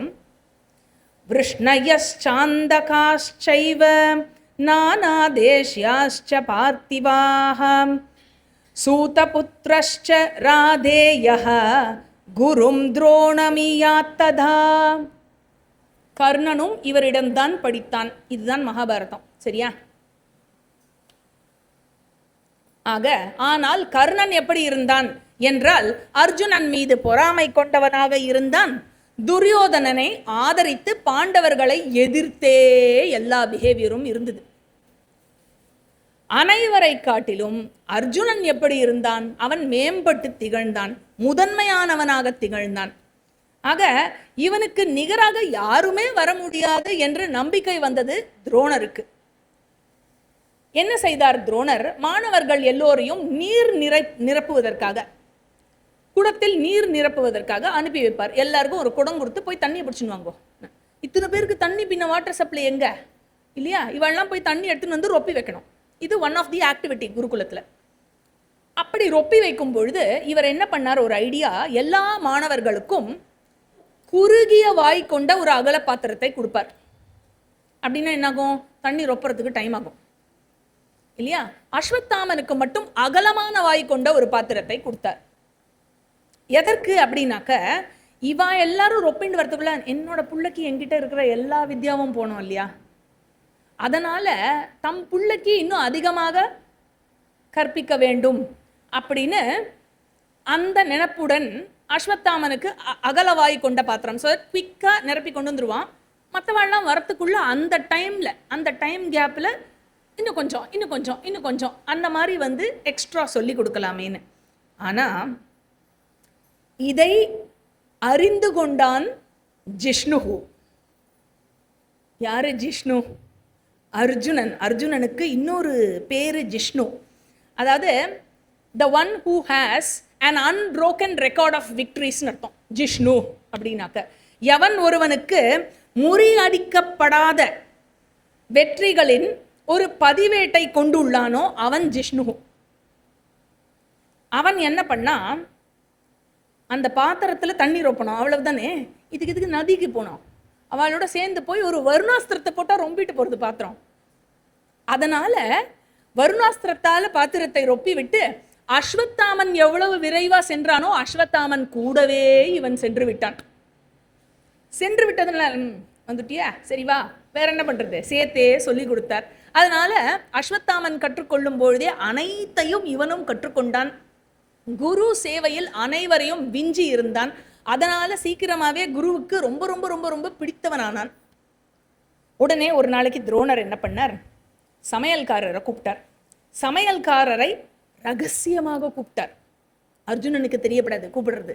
அதனால ரகசியமாக கூப்பிட்டு, அப்பா, ஒருபோதும் அர்ஜுனன் உணவு உட்கொள்ளும் பொழுது விளக்கு அணையக்கூடாது, அதை பார்த்துக்கோ. அப்புறம் இதை நான் உன்கிட்ட சொன்னேன்னு அர்ஜுனன் கிட்ட சொல்லிடாது அப்படின்னார். அவ்வாறு அவன் பார்த்து கொண்டே வந்தான். சொல்லியிருக்காரே, பாஸ் சொல்லியிருக்கார், என்னால் செய்யணும், கவனமாக பார்த்து கொண்டே வந்தார் அந்த சமயக்காரர். ஆனால் ஒரு நாளைக்கு என்ன எடுத்து, வேகமாக வீசிய காற்றினால் எல்லா விளக்கும் அணைந்து போனேன். அப்போ என்ன ஆகிடும்? சாப்பிட்ற டைனிங் ஹால் வந்து ஃபுல்லாக கும் இருட்டு. ஆனால் சாப்பிட்டுன்னு இருக்கா, எல்லாரும் சாப்பிட்டுன்னு தான் இருக்கா. ஆனால் அர்ஜுனனுக்கு மட்டும் இந்த இருட்டிலும் எந்த ஒரு உதவியும் இல்லாமல் அந்த பழக்கத்தினாலேயே அவனோட வலது கையானது வாய்க்கு சென்று கொண்டிருக்கிறது இல்லையா?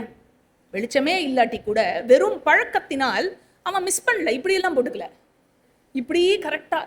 அப்போ பழக்கத்தினால நான் இதை வந்து கரெக்டாக மிஸ் பண்ணாமல் பண்ணுறேன்னாக்க இருட்டில் ஏன் நான் ஆயுத பயிற்சி பண்ணக்கூடாது அப்படின்னு சொல்லிட்டு என்ன பண்ணா, உடனே போய் அன்று முதல் இரவெல்லாம் ஆயுத பயிற்சி செய்தான் இருட்டில்.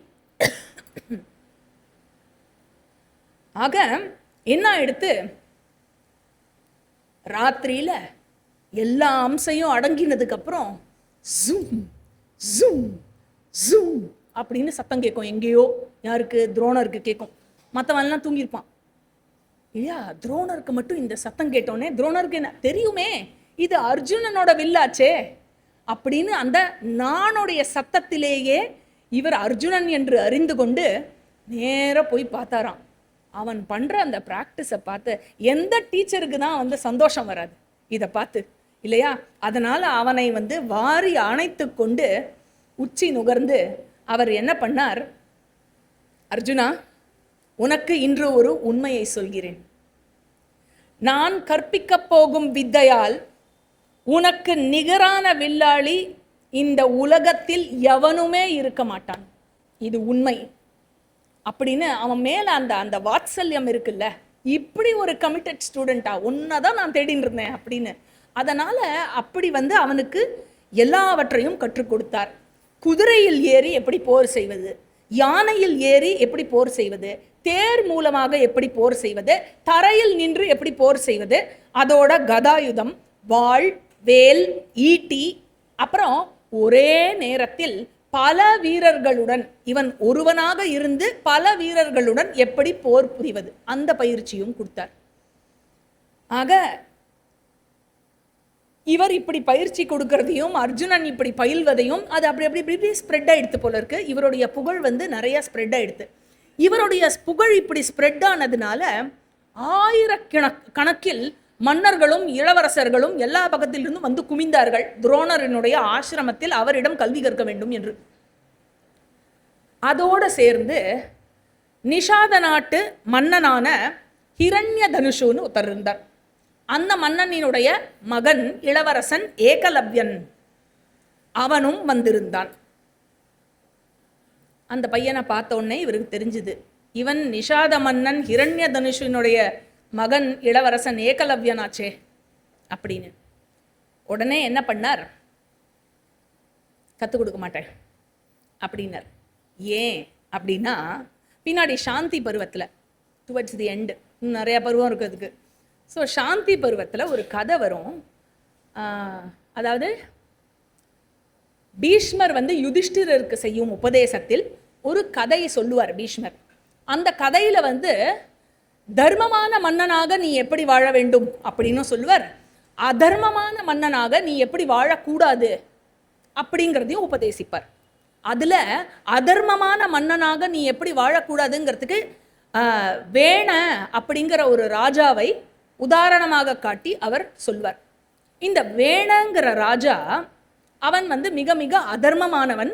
எல்லாரையும் ரொம்ப டார்ச்சர் பண்ணி பிராமணர்களிடமிருந்து செல்வத்தை எல்லாம் பற்றி அவர்களையும் டார்ச்சர் பண்ணி அந்த மாதிரி ரொம்ப ரொம்ப கொடுமையான ஒரு மன்னனாக இருந்தான், கொடுங்கோல் மன்னனாக இருந்தான்.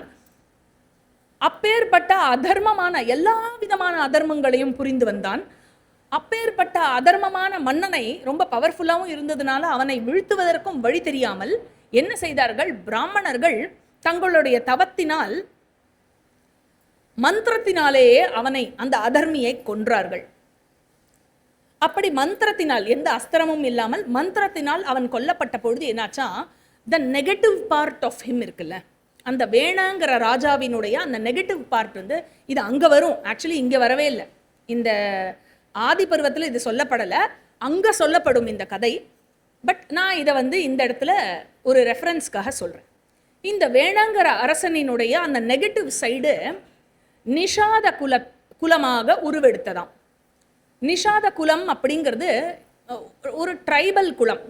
அதாவது அவர்கள் ஒரு பர்டிகுலர் தேசத்தில் இல்லாமல் எல்லா இடத்திலும் கூட அவர்கள் இருப்பார்கள், எல்லா இடத்திலும் சூழ்ந்திருப்பார்கள், நிறைய அதர்மம் செய்தவர்கள். ஆக அப்படி இருந்தபோது உங்களுக்கு ஞாபகம் இருக்கான்னு தெரியல, கருடன் அமிர்த கலசத்தை எடுப்பதற்காக ஸ்வர்க்கத்துக்கு செல்லணும் அப்படிங்கிறச்சு, அம்மா பசிக்கிறதே நான் என்ன பண்ணட்டோங்கிற போது வினதா சொல்லுவா, நீ போகிற வழியில் நிஷாதர்களினுடைய ஒரு இடம் இருக்கும், அந்த இடத்துல இருக்கிற அந்த நிஷாதர்கள் எல்லாம் அதர்மிகள், நீங்கள் உனக்கு பசி தீர்ற வரைக்கும் அவளை சாப்பிட்டுக்கோ அப்படின்னு சொல்லுவேன். ஞாபகம் இருக்கா? ஸோ இந்த நிஷாதர்கள் அதர்மிகளாக இருந்தார்கள். ஆக அப்படிப்பட்ட அந்த குலத்தை சேர்ந்த ராஜா ஹிரண்ய தனுஷு, ஹிரண்ய தனுஷினுடைய மகன் Ekalavya, tribal king, tribal Prince. சரியா? ஆக இவனை பார்த்தவுடன் இவாளுக்கு சொல்லித்தரது எல்லாத்தையும் இவனுக்கும் சொல்லி தந்தா, ஏற்கனவே என்னன்னா நிஷாத குலம் இருக்கு இல்லையா, அந்த நிஷாத ராஜ்யத்துக்கும் குரு ராஜ்யத்திற்கும் ஃப்ரெண்ட்ஷிப்லாம் கிடையாது. எப்படி ஒரு அதர்மியோட ஃப்ரெண்ட்ஷிப் வச்சுக்க முடியும் இல்லையா?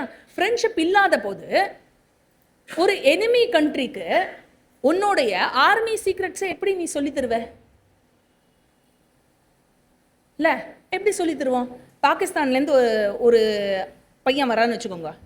பாகிஸ்தான்லேருந்து ஒரு பையன் வந்தானா நம்மளுடைய டிஃபென்ஸ் ட்ரைனிங் அகாடமிக்குள்ளே அவனை சேர்த்துக்கலாமா? சேர்த்துக்கலாமா? சேர்த்துக்கூடாதா? ஏன் கொஞ்சம் பேர் தான் சேர்த்துக்கூடாதுங்க, மற்றவாள்லாம் சேர்த்துக்கலான்னு சொல்றீங்களா? ஏதாவது டவுட் இருக்கா அதில்? ஆக அவன் என்ன பண்ணா, நான் சொல்லித்தர மாட்டேன் அப்படின்னு சொன்ன உடனே அவரை வணங்கி விட்டு இவன் சென்று விட்டான். அதுக்கப்புறம் துரோணருடைய களிமண் வடிவம் ஒன்றை செய்து வைத்து கடுமையான ஆயுத பயிற்சியை இவன் மேற்கொண்டான். நானும் புரட்டி பார்த்துட்டேன் இந்த அத்தியாயத்தை. எங்கேயுமே அவன் லோ காஸ்ட்டுங்கிறதுக்காக அவர் ரிஜெக்ட் பண்ணார் அப்படின்னு எங்கேயுமே வைஷம்பாயனரும் சொல்ல, வியாசரும் எழுதலை. ஒரு இடத்துல கூட ஒரு வார்த்தை கூட அந்த மாதிரி இல்லை. சரியா?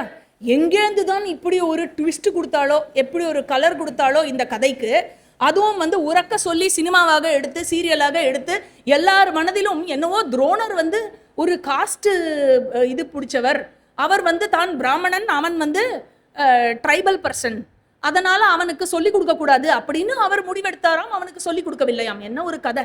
அப்படிலாம் எதுவுமே இல்லை. சரியா? சரி, இவன் என்ன செய்தான், அந்த மாதிரி அவருடைய களிமண் வடிவத்தை வைத்துக்கொண்டு இவன் எல்லா ஆயுத பயிற்சியும் மேற்கொண்டான்.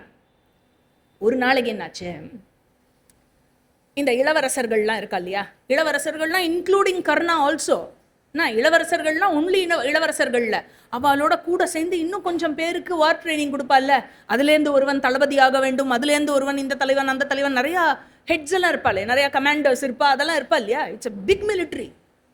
ஆக அப்படி எல்லாருக்கும் ட்ரைனிங் கொடுக்கணும். பொதுவாக எல்லாரையும் சேர்த்து இளவரசர்கள்னு வச்சுப்போம். சரியா?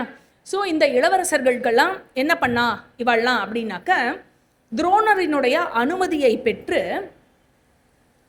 காட்டில் போய் கொஞ்சம் வேட்டையாடிட்டு வருவோம் அப்படின்னு சொல்லி தேரில் ஏறி கிளம்புறான். அப்போ என்ன ஆகுது, நீங்கள் போகிறேளா, வேட்டைக்கு போகிறேளா, நானும் வரட்டுமா அப்படின்னு யாராவது ஒருத்தர் அந்த ஆசிரமத்தில் ஒர்க் பண்ணுறா, இவளுக்கு ஃப்ரெண்ட்ஸாக இருப்பாள்ல, அந்த மாதிரி ஒரு வேலைக்காரன் இவர்களோட ரொம்ப ஃப்ரெண்ட்ஸு. என்ன, அந்த வேலைக்காரனுக்கு ரொம்ப ஆசை இவளோட போகணுன்னு, அதனால் அப்படியா இருக்குன்னு நினைக்கிறேன், அதனால தானே கிளம்பி போயிருக்கார். உடனே அந்த வேலைக்காரன் சொல்கிறார், இரு நான் நாயை தனியாக விட்டு வந்தேன்னா அது பாவம் தேடும், ஆனால் அதையும் கூட்டின்னு போயிடுவோம் அப்படின்னு அவனோட நாயையும் கூட்டிக் கொண்டு இவர்களுடன் காட்டுக்கு செல்கிறான். அப்போ என்ன ஆகுது, அங்கே போய் ஒரு இடத்துல தேரெல்லாம் பார்க் பண்ணிவிட்டு இவ இப்படி போயின்னு இருக்கா. எதை வேட்டையாடுவதற்கு எதை ஒரு விஷயம் கிடைக்கணும் இல்லையா, அதை தேடி உலவி கொண்டிருந்தார்கள். இந்த நாயும் என்ன பண்ணிட்டு அது பாட்டுக்கு தானா அது உலவின் இருக்கு. அப்போ என்னாச்சு, இது உலவி என்ன ஆயிடுத்து, ஏகலவ்யனுடைய அந்த காம்பவுண்டுக்குள்ளே போயிடுத்து. காம்பவுண்டுக்குள்ளே போன உடனே இந்த ஏகலவ்யன் அவன் அந்த ஆயுத பயிற்சியில் சரமாரியாக கணைகளை தொடுத்து கொண்டிருந்ததை இது பார்த்தது. இது ஒன்றும் புரியலை, இவனை பார்த்தாலே வினோதமாக இருக்கானே அப்படின்னு இவன் பண்ணுறதையும் பார்த்து இது ஒரு மாதிரி பயந்துதான் என்னன்னு தெரியல, உறக்க இது குறைக்க ஆரம்பித்து விட்டது. இது நிறுத்தாமல் குறைத்துன்னு இருக்கும்போது ஏகலவ்யனுக்கு அது அவனுக்கு ஒப்புமையில் இல்லை. அதனால் என்ன பண்ணான், ஒரு 5 கணைகள் நினைக்கிறேன், ஆமாம் 5 கணைகளை எடுத்து கடகடன் தொடுத்து அதோட வாய்க்குள்ள ஏவி அது சொருகிடுத்து வாயில. ஆக 7 கணைகள், அதனுடைய வாய்க்குள் 7 கணைகளை அனுப்பி அடித்து விட்டான். அது என்ன எடுத்து வாய் ஃபுல்லாக இப்போ நேராக போய் தொண்டையில் குத்திருக்கும் இல்லையா அதுக்கு, அதனால அது அப்படியே நேராக தன்னுடைய மாஸ்டரை தேடிட்டு போகும், அந்த வேலைக்காரனை தேடிட்டு போகும். அப்படியே தேடிண்டு அழுதுண்டு அது போயின்னு இருக்கிறச்சு என்னாச்சு, இந்த குரு இளவரசர்கள்லாம் பார்த்தா, எப்படிப்பா இந்த மாதிரி ஒரு இது அப்படின்னு பார்த்த உடனே எப்படி அந்த அம்பானது ஏவப்பட்டு அது எப்படி அந்த நாயினுடைய வாயையும் தொண்டையையும் தைத்தது என்பதை கண்ட அர்ஜுனன் இவனை காண வேண்டும் என்று எல்லோரும் இவனை தேடி சென்றார்கள். அப்பொழுது இவன் எப்படி இருந்தானா, ஏகலவ்யன் கடும் முகம் கொண்டவனாக இருந்தான், பார்த்தாலே பயங்கரமா இருந்தான். அப்போ இந்த குரு இளவரசர்கள்லாம் அவனை பார்த்து நீ யார் அப்படின்னு கேட்குறா. உடனே இவன் சொல்றான், நான் ராஜா ஹிரண்ய தனுஷினுடைய மகன் ஏகலவ்யன், எல்லா விஷயத்திலும் நிபுணத்துவம் பெற்ற ஆச்சாரியா துரோணரினுடைய சிஷ்யன் அப்படிங்கிறான். இது இந்த அதாவது இது வரைக்கும் சொன்ன வார்த்தை எதுவும் காதல விழாட்டியும் ஆச்சாரியா துரோணர் அப்படிங்கிறது அர்ஜுனன் காலில் விழும். இதை கேட்டோடனே துரோணரினுடைய சிஷ்யனா, இவ்வளவு நிபுணத்துவம் பெற்றவனா அப்படின்னு சொல்லிட்டு இவன் நேர துரோணருக்கு கிட்ட போறான். என்கிட்ட நீங்க சொன்னேல்ல, எனக்கு சமமாக இன்னொரு வில்லாளி கிடையாது. அப்படி நான் உனக்கு ட்ரைனிங் கொடுக்க போகிறேன், அந்த அளவுக்கு உனக்கு ஆயுத பயிற்சி கொடுக்க போகிறேன், அந்த தகுதி உனக்கு இருக்குது அப்படின்லாம் எனக்கு சொன்னேளே. இப்போது இவனை பார்த்தா அப்படின்னு கேட்குறான். பொய் சொல்லிட்டேலா என்கிட்ட, சும்மா சொன்னேளா என்கிட்டங்கிற மாதிரி அவன் கேட்குறான். நான் நம்பினேன் இல்லை, நீங்கள் சொல்லும்போது சந்தோஷமாக இருக்கும்ல. நம்ம அந்த அளவுக்கு நம்ம குவாலிஃபைடாக, நான் என்னுடைய டீச்சர் இதை சொல்லியிருக்கா அப்படின்னா, யாரை நான் தெய்வமாக மதிக்கிறேனோ அவள் இதை சொல்லியிருக்கா என்ன அப்படின்னா அவ்வளோ சந்தோஷமாக இருக்கும். ஒரு சென்ஸ் ஆஃப் பிட்ரேயல் மாதிரி இருந்து அவர்கிட்ட கேட்குறான். துரோணருக்கும் ஒரு நிமிஷம் ஒன்றும் புரியலை. வா போகலாம் அப்படின்னு போகிறார். அதே இடத்திற்கு ஏகலவ்யனுடைய இடத்திற்கு செல்கிறார். உடனே ஏகலவ்யன் வந்து துரோணரை பார்த்தவுடன் சாஷ்டாங்கமாக விழுந்தெழுந்து நமஸ்காரம் செய்து அவரை வணங்குகிறான். உடனே துரோணர் கேட்குறார், நீ என்னுடைய சிஷ்யனாக இருக்கிறாய், இப்படி இருப்பதற்கு நீ கற்ற கல்விக்கு எனக்கு நீ குருதட்சிணை கொடுக்கணுமே. என்ன கேட்டாலும் கொடுக்குறேன், உன் வலது கை கட்ட விரல். யோசிக்காம, எந்த ஃபீலிங்கும் இல்லை, ஐயோ இப்படி கொடுக்குறாரு என்ன, வலது கை கட்ட விரலை அறுத்து கொடுக்கிறார். எவ்வளவு கொடூரமானவர் துரோணாச்சாரியா. ஒரு பிராமணராக இருந்ததனால் ஒரு ட்ரைபலை கல்வி கற்கிறதுக்கு முதல்ல அவர் வந்து அனுமதியும் கொடுக்கவில்லை. கல்வியை வந்து டினை பண்ணார் ஒரு ட்ரைபுக்கு. அதற்கப்புறம் அவனே முயன்று கல்வி கற்ற பிறகும் எந்தவித கருணையும் இல்லாமல் அவனுடைய கட்ட விரலை, அதாவது தனுர் வித்யாவுக்கு எந்த ஒரு விரல் அஸ்திவாரமாக இருக்குமோ அந்த விரலை அவர் வாங்கிவிட்டார். இப்போ எப்படி அம்பு விடுவான் அவன்? இப்படி பிடிக்கணும்ல, அம்பை எப்படி பிடிக்கிறது? ப்ரெசிஷன் தப்பாகுமே. ஆக இப்படி வந்து ஒரு ட்ராஜடியில் கொண்டு விட்டாரே அந்த குழந்தையோட வாழ்க்கைய. அவன் ட்ரைபலா பிறந்தது தப்பா? அவர் மேல பக்தி பண்ணது தப்பா? என்ன தப்பு? இதெல்லாம் நிறையா பட்டிமன்றம் நடக்கும்.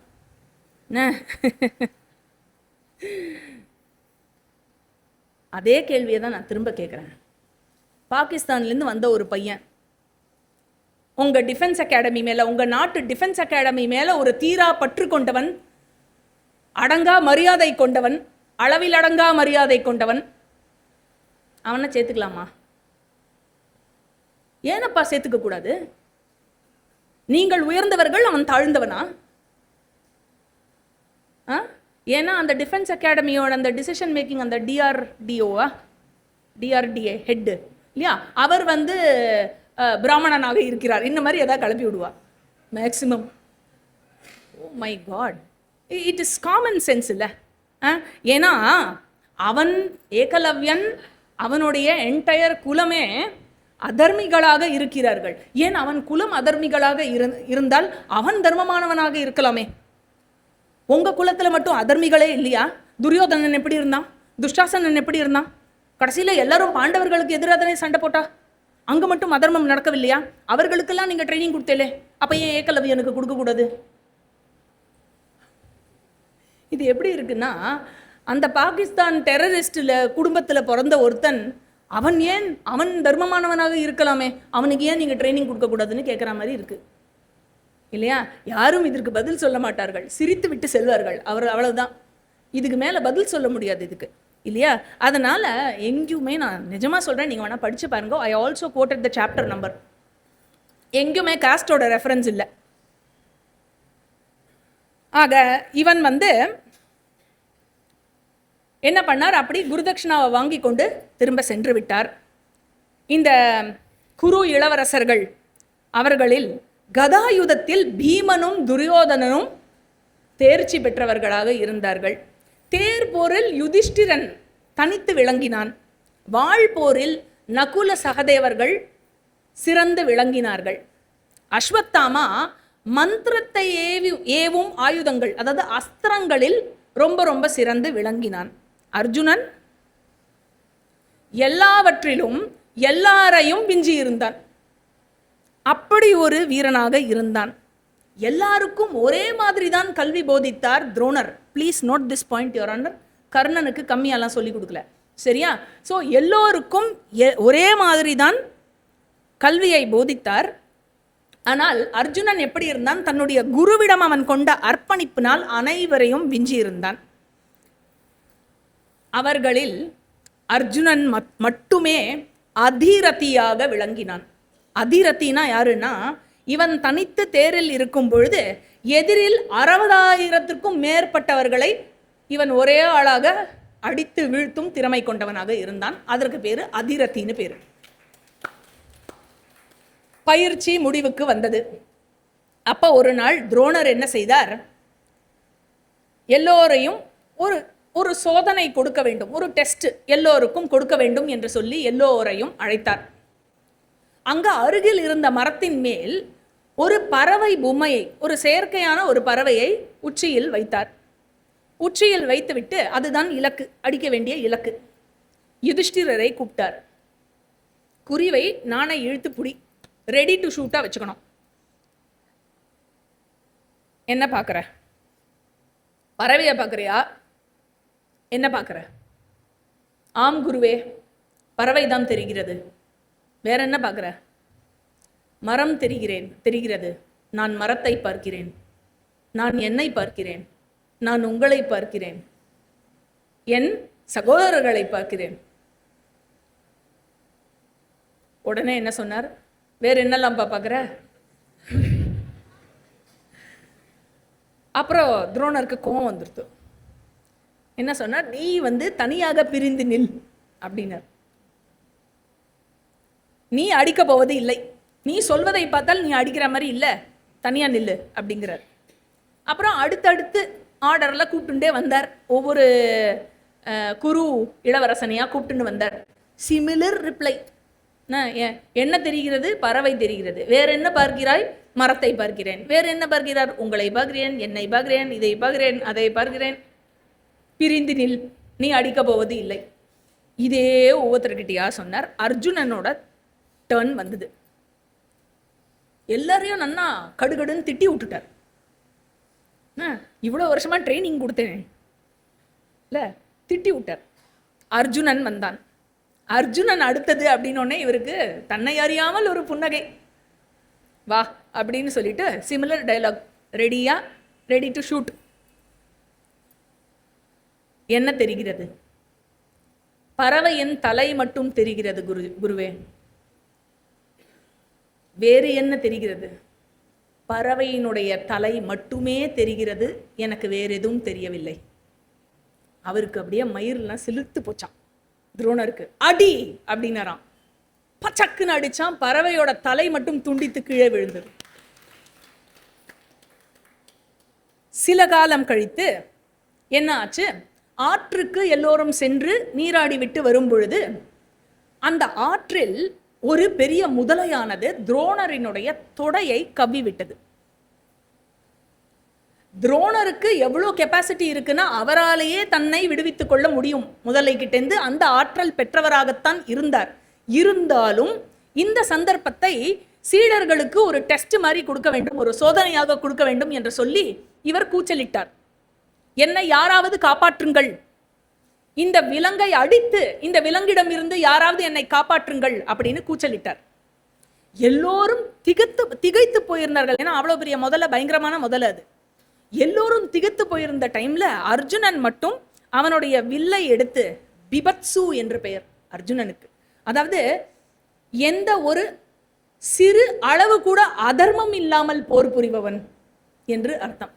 அந்த பிபத்சு என்ன பண்ணா, 5 கூர்மையான அம்புகளை கொண்டு நீரிலேயே அந்த விலங்கை அடித்து வீழ்த்தினான்.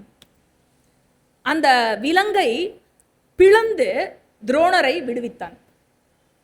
அதனால அப்படி ஒரே ஷாட்டு பச்சாக்குன்னா 5 அம்பு போய் அந்த முதலைய பொழந்துடுத்து. இதை கண்டவுடன் துரோணர் அர்ஜுனனிடம் முழு மன நிறைவு கொண்டு, இப்படி ஒரு குழந்தை சிறந்து விளங்குறான்னா தர்மத்தாலும் சிறந்து விளங்குகிறான். அதுக்கு தான் இன்டெலிஜென்ட்டாக வியாசாச்சாரியார் பிபத்சு அப்படிங்கிற வார்த்தையை போடுற, வைஷம்பாயனர் சொல்ற. ஆக என்ன பண்றார்? அப்படி தர்மத்துடன் சிறந்து விளங்கும் இவனுக்கே பிரம்மாஸ்திரத்தை சொல்லிக் கொடுக்க வேண்டும் என்று சொல்லி பிரம்மாஸ்திரத்தினுடைய ஏவும் முறை, பிரம்மாஸ்திரத்தை திரும்ப பெறும் முறை, ரெண்டுத்தையும் வந்து போதிக்கிறார். அதோட சேர்ந்து ரூல்ஸ் அண்ட் ரெகுலேஷன்ஸ் சொல்ற பிரம்மாஸ்திரத்துக்கு. இந்த பிரம்மாஸ்திரத்தை ஒரு மனித எதிரியிடம் நீ பயன்படுத்த கூடாது. மனிதர் அல்லாத எதிரியை தான் நீ பயன்படுத்த வேண்டும். ரெண்டாவது விஷயம், உன்னோட பலத்துல தாழ்ந்த ஒரு எதிரியிடம், அவன் மனிதனாக அல்லாமல் இருந்தாலும் உன்னுடன் பலத்தில் தாழ்ந்தவனாக இருந்தால் அவனிடம் நீ இதை பயன்படுத்தக்கூடாது. அப்படி இந்த மாதிரி ரூல்ஸ் எல்லாம் மீறி நீ பயன்படுத்தினேன்னா நீ ஏவிய பிரம்மாஸ்திரம் இந்த அண்டத்தையே அழித்து விடக்கூடியது. அதனால வந்து இந்த விஷயத்தெல்லாம் சொல்லி இதற்கு ஒப்பான ஒரு ஆயுதம் இல்லைன்னு அந்த பிரம்மாஸ்திரத்தையும் ஸ்துதி செய்து அவர் வந்து இந்த பிரம்மாஸ்திரத்தை அவனுக்கு போதித்தார். பிரம்மாஸ்திரம் பெறப்போகிறான்னு அர்ஜுனன் அப்படியே குவிந்த கரங்களுடன் அவரை நமஸ்கரித்து அந்த அஸ்திரத்தை பெற்றான். ஆக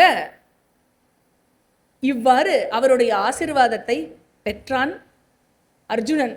இனிமே உன்னை எந்த எதிரியாலும் வெல்ல முடியாதவனாக ஆகிவிட்டாய் அர்ஜுனா அப்படின்னு சொல்லிட்டு நேர என்ன பண்றார், ஹஸ்தினாபுரத்துக்கு அவைக்கு போறார் துரோணாச்சாரியார்.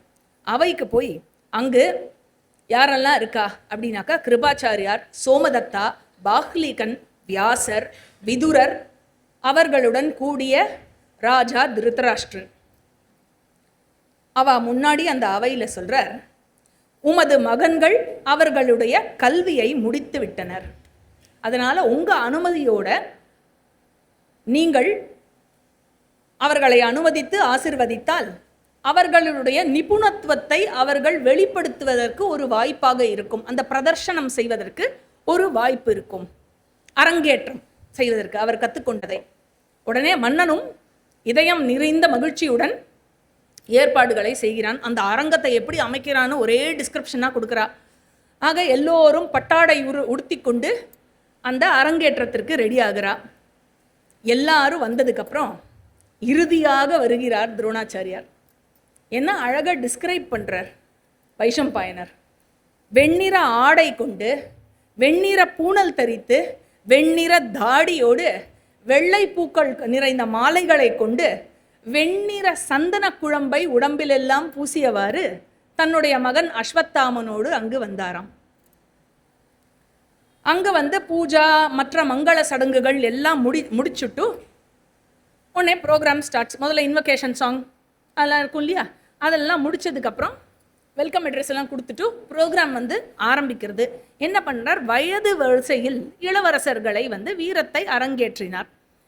அங்கே வந்து யுதிஷ்டிரில் ஆரம்பித்து எல்லாரும் வரிசையா எந்த மாதிரியா அம்பு அங்கே வந்து வந்து இறங்குறதுன்னா அந்த அரங்கில் சிலர் வந்து அந்த ஜூம் அப்படின்னு அம்பு போயிட்டே இருக்கும் இல்லையா, வரிசையா தொடுத்துட்டே இருப்பான் அம்பை. இந்த கூட்டத்தில் இருக்கிறவா, பப்ளிக் கூட்டத்தில் இருக்கிறவாளுக்கு இப்படி இப்படி இப்படி தலையை குனிஞ்சுண்டாலாம் வா பயத்தில். சில பேர் பயப்படாமல் இப்படி பார்த்துட்டு இருந்தாலாம். அந்த மாதிரி வந்து ஒரே ஆரவாரமாக இருந்துதான்.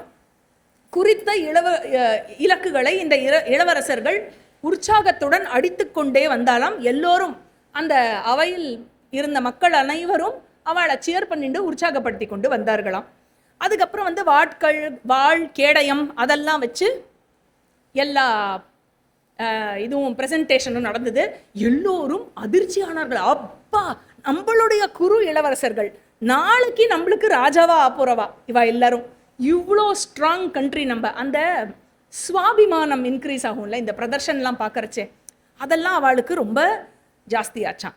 அப்போ வந்து என்னாச்சு, அடுத்த ப்ரெசன்டேஷன் தி ஆல் வெயிட்டட் அப்படின்னு எல்லாம் அரங்கே வந்து எதிர்பார்த்த போது பீமன், துரியோதனன் இவர்கள் மத்தியில் கதாயுதம்.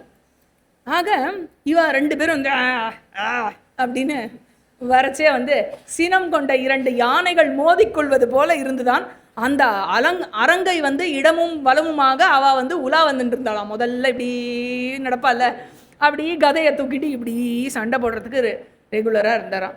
உடனே ஒரே ஆரவாரமாக இருந்துதான். ஒரு பக்கம் ஒரு குரூப்பு பீமனுக்கு சேரிங், இன்னொரு பக்கம் இன்னொரு குரூப்பு துரியோதனுக்கு சேரிங். ஒரே சலசலப்பாக எடுத்தான்.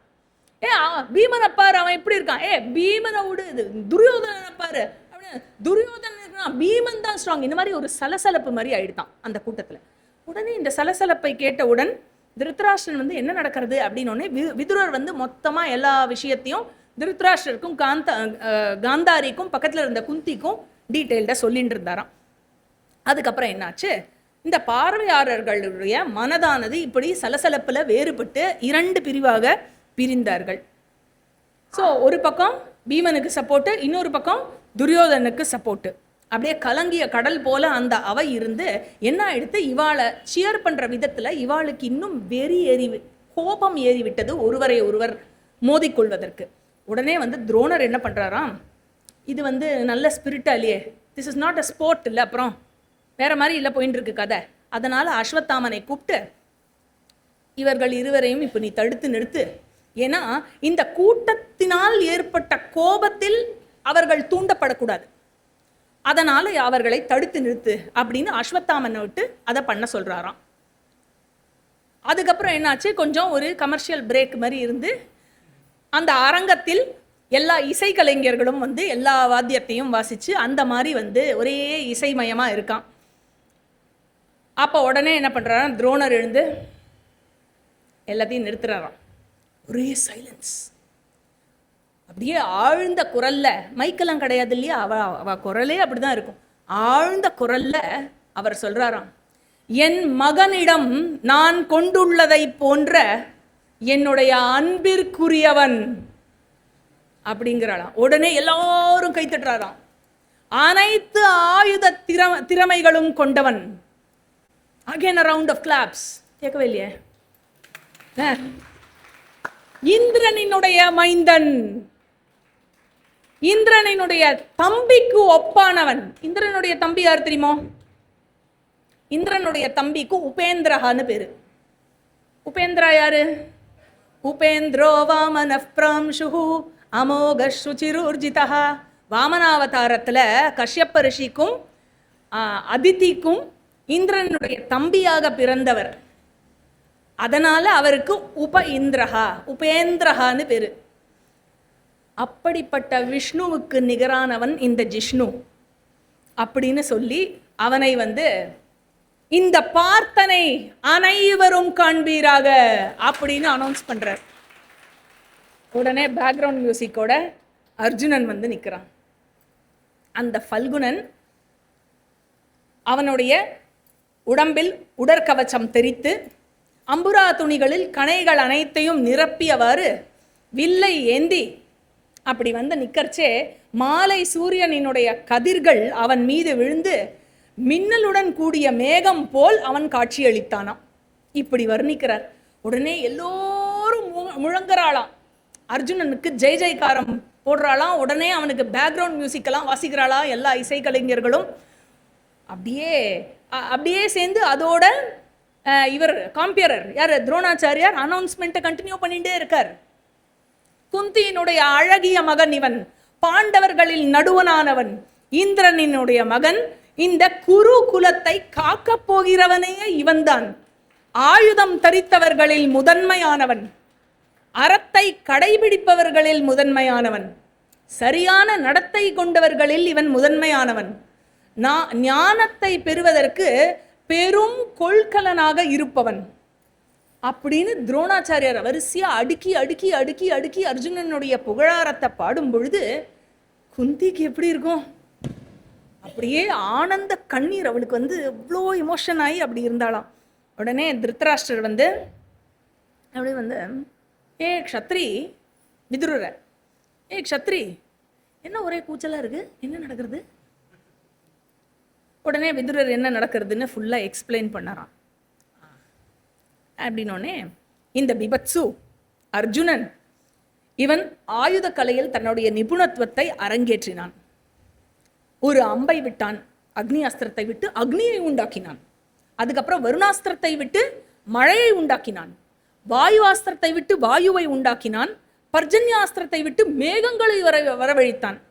பௌமாஸ்திரத்தை விட்டு ஒரு பூமியே உண்டாக்கினான். அதுக்கப்புறம் எல்லாரும் ஆ ஆ ஆ அப்படின்னு பார்த்துட்டு இருக்கும்போது என்ன பண்ணான், பர்வதாஸ்திரத்தை விட்டான், மலைகள் தோன்றின. ஆச்சரியமோ ஆச்சரியம் எல்லாருக்கும்.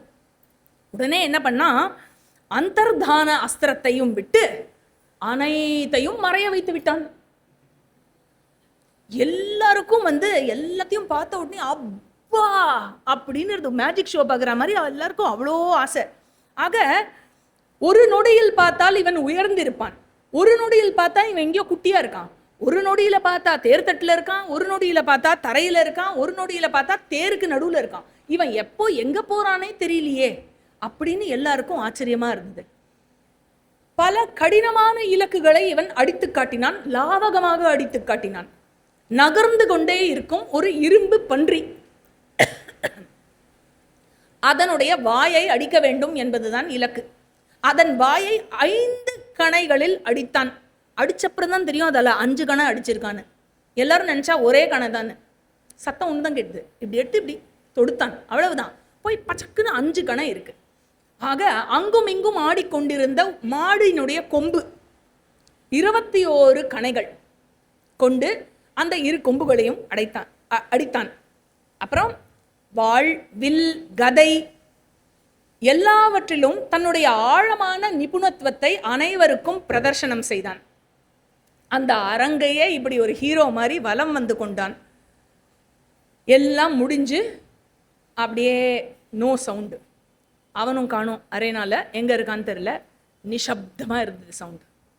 உடனே அப்படி அப்படின்னு கிளாப் கேட்டுது ஸ்லோவா. எல்லாருக்கும் என்ன இடி இடிக்கிறதா இல்ல பூமி புழக்கிறதா, என்ன சத்தம் இது அப்படின்னு அப்படி எல்லாரும் திரும்பி பார்த்தபோது அந்த பிரதர்ஷன மண்டபத்தினுடைய வாயிலில், அந்த நுழைவாயிலில் 5 நட்சத்திரங்களினுடைய கூட்டம், அதற்கு நடுவுல சந்திரன் இருக்கிற மாதிரி இந்த பஞ்ச பாண்டவர்களினுடைய ஹஸ்த நட்சத்திரம் மஞ்சா இருக்கும், அந்த ஹஸ்த நட்சத்திர கூட்டத்துக்கு நடுவுல நிலா இருக்கிற மாதிரி இந்த பஞ்ச பாண்டவர்களுக்கு நடுவுல துரோணாச்சாரியார் இருந்து இவாதான் அந்த கிளாப் பண்ணிட்டே உள்ளவரா. இங்கதான் இருந்தா திடீர்னு அங்க இருக்கா. உடனே எல்லோரும் ஒரே சியர்ஸ். இதை பார்த்த உடனே எல்லாருக்கும் ஒரே ஆரவாரம். இதை எல்லாத்தையும் பார்த்து கொண்டிருந்தான் துரியோதனன். கோபம் வந்தது அவனுக்கு. கோபத்துடன் எழுந்தான் அஸ்வத்தாமனுடன். போரிடச் செல்வதற்காக ஆயத்தமாக இருந்தான். இன்னைக்கு இவளை காலி பண்ணிடணும் அப்படின்னு. உடனே வைஷம்பாயனர் சொல்றார், பார்வையாளர்கள் பார்த்து கொண்டு இருக்கும் பொழுதே அவன் என்ன செய்தான், ஒரு 10 நிமிஷம் எடுத்துக்கிட்டுமா, ஃபஸ்ட்டு இதுவான 10 நிமிஷத்துக்காக பார்த்து கொண்டு இருக்கும் பொழுதே என்ன பண்ணான், தன்னுடைய வில்லை எடுத்துக்கொண்டு இவன் என்ன பண்ணான், தன்னுடைய வாளை சுற்றி காட்டி இவன் வலம் வந்து கொண்டிருந்தான். ஆக இவன் பெரிய வீரனாக இருப்பான், பிரகாசத்தில் சூரியனை போல வேற இருந்தான், அழகில் சந்திரனை போல இருந்தான். என்ன பிரயோஜனம், யாரை பற்றி சொல்கிறது தெரியுதோ, அடுத்த ரவுண்டு கர்ணனோடது. அவன் சுற்றி கொண்டு இருந்தான். எண்ணிலடங்கா சாதனைகளை எல்லாம் புரிந்து காட்டினான் இல்லைங்களை. என்ன எடுத்து ஒரு முக்கியமான ஒரு ஸ்லோகத்தை மட்டும் படிச்சு விடுறேன். அவனோட ஆட்டிடியூட் இதில் கிளியராக தெரியுது. சநிரீக்ஷ்ய மகாபாஹு சர்வதோ ரங்கமண்டலம் பிரணாமம் துரோண கிருபயோஹோ நாத்யாத்ருதமிவாகரோத்.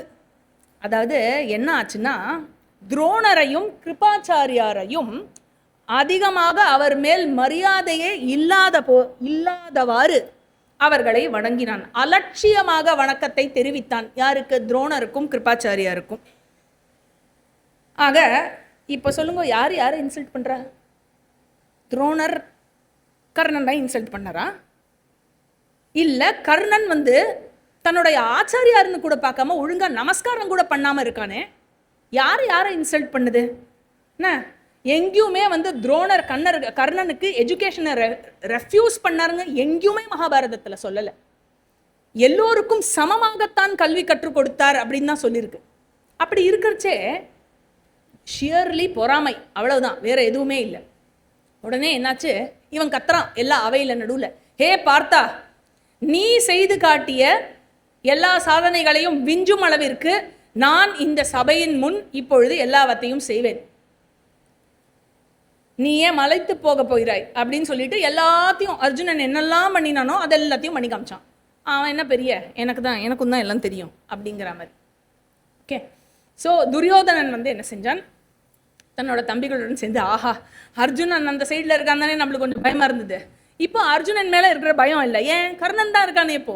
அதனால தம்பிகளுடன் சேர்ந்து போய் அர்ஜுனனை வாரி அணைத்து கொண்டு ரொம்ப சந்தோஷப்பா இதுவே போதும் அப்படின்னு, நான் என்ன நற்பேறு பெற்றேனோ கர்ணா உன்னை அடைய அப்படின்னோடனே கர்ணன் வந்து நீங்கள் என்னை கட்டி பிடிச்சிட்டு இப்படி என்னை ஃப்ரெண்ட்ஸாக ஏற்றுன்னு இருக்கேளே அதுவே போரும், உங்களுடைய நட்பையே நான் விரும்புகிறேன். உடனே அர்ஜுனன் வந்து என்ன சொல்கிறான் இவன் கர்ணன், அர்ஜுனனோட தனித்து போரிடுவதே என்னுடைய விருப்பம் அப்படின்னோடனே துரியோதனன் வந்து, நீ என்ன செய்ய, நீ வந்து என்னுடைய நண்பனாக இருக்கிறாய், அதனால என்னோட சேர்ந்து நீ எல்லா இன்பங்களையும் அனுபவிப்பாய், அதனால உன்னுடைய நண்பனான எனக்கு நீ எப்பொழுதுமே நல்லது செய்வாய். ஆக என்னுடைய எதிரிகளை அடக்கி அவர்களுடைய அவர் தலையில் உன்னுடைய பாதத்தை நீ வைப்பாய். எப்படி அரங்குல எல்லாரும் முன்னாடியும் அவனோட ஓன் பிரதர்ஸ் யாரு, பாண்டவர்கள். கர்ணன் யாரு, இப்போதைக்கு அந்நியன் தான் இல்லையா, வேற யாரோ ஒருத்தன் அவன்கிட்ட நட்பு கொண்டு விட்டு என்னோட வீட்டில் என்னோட பிரதர்ஸை வந்து தாழ்த்தி, அதுவும் அவ உனக்கு எந்த தீங்குமே செய்யவில்லை, நீ தான் அவர்களுக்கு தீங்கு செய்திருக்கிறாய் என்ன, இப்படி வந்து தாழ்த்தி கொலை முயற்சி வேற பண்ணியிருக்க இல்லையா. இதெல்லாம் செய்து இப்போ என்ன, அவன் வந்து இவாளை கொன்று தலையில வந்து இவன் காலை வைக்கணுமா, இதை வந்து அரங்கத்தில் சொல்கிறான். என்ன ஃப்ரெண்ட்ஷிப் இல்லை, ஃப்ரெண்ட்ஷிப்பான். ஸோ அர்ஜுனனுக்கு வந்து இந்த மாதிரி துரியோதனன் பேசினது he considers it to be an insult, naturally, கண்டிப்பா இல்லையா, ஒரு அவமரியாதையாக இருந்தது. அதனால என்ன சொல்றான் அர்ஜுனன் வந்து கர்ணன் கிட்ட சொல்றான், அதாவது அழைக்கப்படாமல் வருபவர்களும் கேட்கப்படாமல் பேசுபவர்களும் எந்த கீழான உலகை அடைவார்களோ, என்னால் நீ கொல்லப்பட்ட பிறகு நீயும் அதே உலகை தான் அடைவாய் அப்படிங்கிறான். நிறைய பொறுத்தாச்சு, நிறைய பொறுத்து பார்த்தாச்சு, அதனால இதை வந்து சொல்றான். உடனே வந்து கர்ணன் சொல்றான், பதில் பேச்சு, க்ஷத்ரிய பலத்தை மட்டுமே வந்து க்ஷத்ரியர்கள் மதிப்பார்கள், வெறும் வாய் பேச்சு எதற்கு, அதனால எல்லார் முன்னிலையிலும் இன்னைக்கு உன்னை நான் கொல்ல போகிறேன். அந்த நாட்டினுடைய ராஜகுமாரனை பார்த்து ஒரு தேரோட்டியினுடைய மகன் இப்படி பேசுகிறான். எவ்வளவு பெரிய அவமானம் இது, இதை எப்படி அனுமதிக்க முடியும்? ஃபர்ஸ்ட் ஆஃப் ஆல் அவன் எவ்வளவு பெரிய வீரனா வேணா இருக்கட்டும், பட் கொஞ்சமான ஏதாவது ஒரு பிஹேவியர்ல ஏதாவது சென்ஸ் இருக்கா, கொஞ்சமான வேல்யூ சிஸ்டம் இருக்கா? நாட்டினுடைய ராஜகுமாரனை பார்த்து இப்படி சொல்வதற்கு, அந்த ராஜகுமாரனும் ஒன்றும் அதர்மமானவன் இல்லையே, ஷியர்லி உனக்கு அவனை பார்த்தா பொறாம, வேற எதுவுமே இல்லை இல்லையா. ஆரம்பத்திலேருந்து சொல்லிட்டு இருக்காரு அந்த வியாசர், அவனுக்கு பொறாம அப்படின்னு, அதுவும் எவிடென்ட்டா வேற இருக்கு.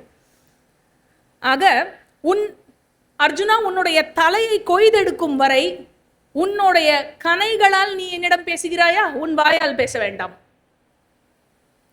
உடனே வந்து அர்ஜுனன் என்ன பண்றான், நேரா துரோணர் கிட்ட போறான், நமஸ்காரம் பண்றான், ஆசீர்வாதம் பண்றார். உடனே கர்ணனை உடனே இந்த துரியோதனாதி எல்லாம் கர்ணனை வந்து ரெடி பண்றது, எல்லாம் அந்த இதெல்லாம் போட்டு கவச்சம் எல்லாம் போட்டு ரெடி பண்றது. மேலேந்து இந்திரன் இந்த அரங்கையே பார்த்து கொண்டிருக்கிறான். எதனால்? என் மகன் சூரியதேவனும் பார்த்து கொண்டிருந்தான் இல்லையா. என்ன ஆச்சு? அதுக்கப்புறம் துரோணர் அர்ஜுனன் போய் நிற்கிறான் எதிர்க்க கர்ணன், 1-on-1. அர்ஜுனன் போய் நின்ன உடனே துரோணர், கிருபர், பீஷ்மர் இவா 3 பேரும் போய் அர்ஜுனன் பக்கத்தில் நிற்கிறான்.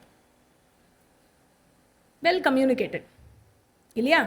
உடனே வந்து என்ன ஆயிடுறது, இதை பார்த்த உடனே குந்தி வந்து அதை பார்க்கறா. அவனுடைய திவ்யமான கவச்சமும் அவனுடைய திவ்யமான அறிகுறிகளும் இதை பார்த்து அவளுக்கு தெரிஞ்சுடுத்து. கர்ணனா அடையாளம் கண்டுபிடிச்சுட்டா. மூர்ச்சையாகி கீழே விழுந்துடுறா. உடனே விதுரர் வந்து அந்த பெண் சேவகிகள் எல்லாரையும் அழைத்து அவளை வந்து ஆஸ்வாசப்படுத்துறதுக்கு கூட்டின்னு போக சொல்லிடுறார். ஆக என்ன ஆயிடுறது, கிருப்பர் வந்து கர்ணன் கிட்ட சொல்றார். என்ன சொல்றார், ஒரு அரசனாக இருப்பவன் தான், அட்லீஸ்ட் ஒரு ராஜகுமாரன் இல்லையா, இளவரசன், அரசனாக இருப்பவன் தான் இன்னொரு அரசனுடன் ஒன்றோடு ஒன்று சண்டை போட முடியும். அர்ஜுனன் இளவரசனாக இருக்கிறான், ராஜகுமாரனாக இருக்கிறான். நீ சொல்லு, நீ என்னவா இருக்கன்னு கேட்கிறார். I find it perfectly logical. இல்லையா? இதில் ஒன்றும் காஸ்ட் விஷயம் இல்லை. இதெல்லாம் த பேசிக் ரூல்ஸ். இன்னைக்கு கூட இது உண்டு. நீங்கள் போய் can you meet mister Vladimir Putin? Leave alone fighting a war with him one on one. Can you go and even meet him? எப்படி பண்ண முடியும்? Unless you are the prime minister of India or the president of India, இல்லையா? So ஒரு ராஜாவோட நேருக்கு நேரு இந்த மாதிரி விஷயங்கள் பேசுவதோ அல்லது சண்டையிடுவதோ இன்னொரு ராஜா அல்லது ஒரு ராஜகுமாரனாக இருக்க வேண்டும். அப்படி இல்லாமல் நீ யாரப்பா இதை செய்வதற்கு? இவளுக்கு எல்லாமே தெரியுமா இவனை பத்தி?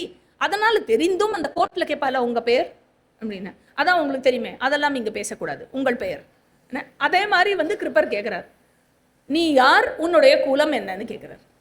Just to remind him that தார்மீகமா பார்த்தா, ஆஸ் பர் ரூல் பார்த்தா இவன் இந்த மாதிரி ஒன் ஆன் ஒன் ஃபைட் பண்ணக்கூடாது, அது தப்பு, இல்லையா? அதனால வந்து and there is no other way to stop this also. இது என்ன எண்ட்லெஸ்ஸா போயிட்டு இருக்க பிரதர்ஷனம்னு சொல்லிட்டு இங்க என்ன யுத்தமா நடக்கிறது இங்க? அதனால இந்த விஷயம் நன்மையும் பயக்காது. அதனால இந்த விஷயத்தை நிறுத்துவதற்காக இதை சொல்கிறார். எங்கேருந்து தான் வந்து நீ கேவலமான குலம்லாம் சொன்னா? அப்படியெல்லாம் எங்கேயுமே சொல்லலப்பா. என்ன அவனுடைய குலத்தின் பெயரில் அவனை தாழ்த்தி விட்டார், அதெல்லாம் எங்கேயுமே இல்லை பா. எல்லாம் ஜோடிக்கப்பட்ட ஸ்டோரி. என்ன welcome to the real Mahabharata. So Duryodhana வந்து என்ன சொல்கிறான்? உடனே சொல்கிறான், அவ்வளோதானே கர்ணன் ராஜாவாகணும்ல, அங்க தேசத்தின் ராஜாவாக நான் அவனை ஆக்குகிறேன்னு உடனே கடகடன் சடங்கு, உடனே எல்லா பூஜைகளும் செஞ்சு முடிஞ்சு அரச குடை அவனுக்கு பிடிக்கப்பட்டு சாமரங்கள் வீசப்படுகிறது. அங்க தேசத்தின் ராஜாவாக அவன் அறிவிக்கப்பட்டான். உடனே அண்ணன் கர்ணன் இருக்கார் இல்லையா, நாட்டையே பரிசாக கொடுத்தாயே, உனக்கு நான் என்ன செய்வேன்? அந்த பக்கம் பேசும்போது மட்டும் ரொம்ப கனிவா இருக்கும் டோனு. இவனும் கொஞ்சுவான், அவனும் கொஞ்சுவான். என்ன நாட்டையே பரிசாக கொடுத்தாயே, உனக்கு நான் என்ன செய்வேன்? உன் நட்பையே விரும்புகிறேன் கன்றான். நண்பன்னா யாருப்பா? எனக்கு புரியல. ஒருத்தன் அதர்மம் பண்றான், அடுத்தவனை கொலை பண்றதுக்கு ஸ்கெட்ச் போடுறான், இருக்கிற எல்லா அட்டகாசமும் பண்றான். அவன் பண்ணுவதற்கு நீ துணை புரிவாயா, இல்ல நீ பண்றது தப்புன்னு சொல்லுவாயா? அவனுக்கு புத்தி புகட்டி நல்வழி திருப்புவன் நண்பனா, இல்ல அவன் இன்னும் குழி தோண்டி போகட்டான்னு அவனோட சேர்ந்து குழி தோன்றி நீயும் போய் விழறியே, நீ நண்பனா? யாரு நண்பன்?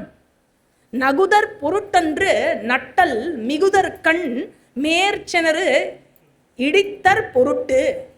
என்ன சொல்றது? நட்பு செய்வது நண்பனுடன் வெறும் சிரித்து வாழ்ந்து மகிழ்ந்து வாழ்வதற்காக மட்டுமன்றுங்கிற வள்ளுவர். எதற்காகவாம்?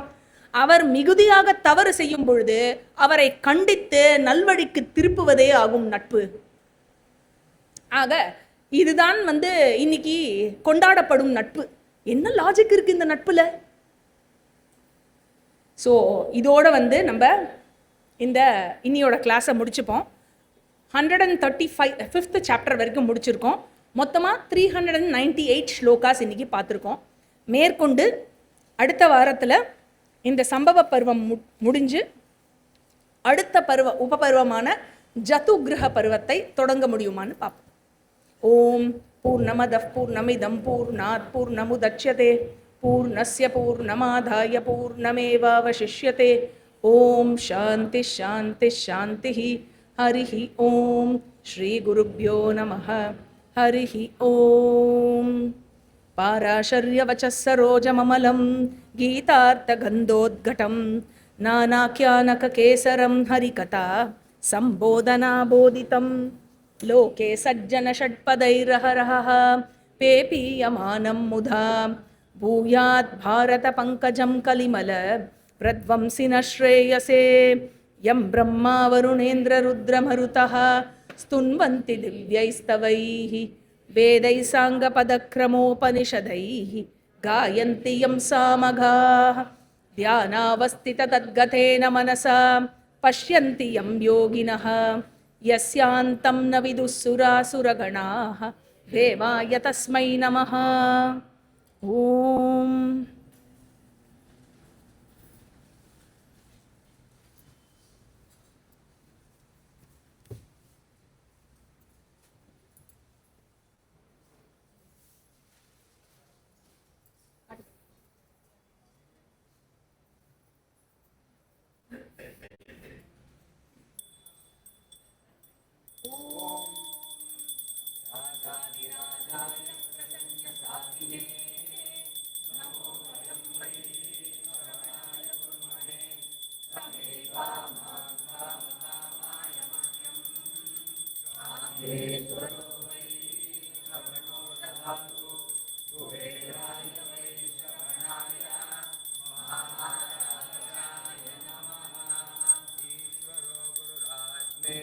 मूर्तिभेदविभागिने व्योमवद्व्याप्तदेहाय दक्षिणामूर्तये नमः।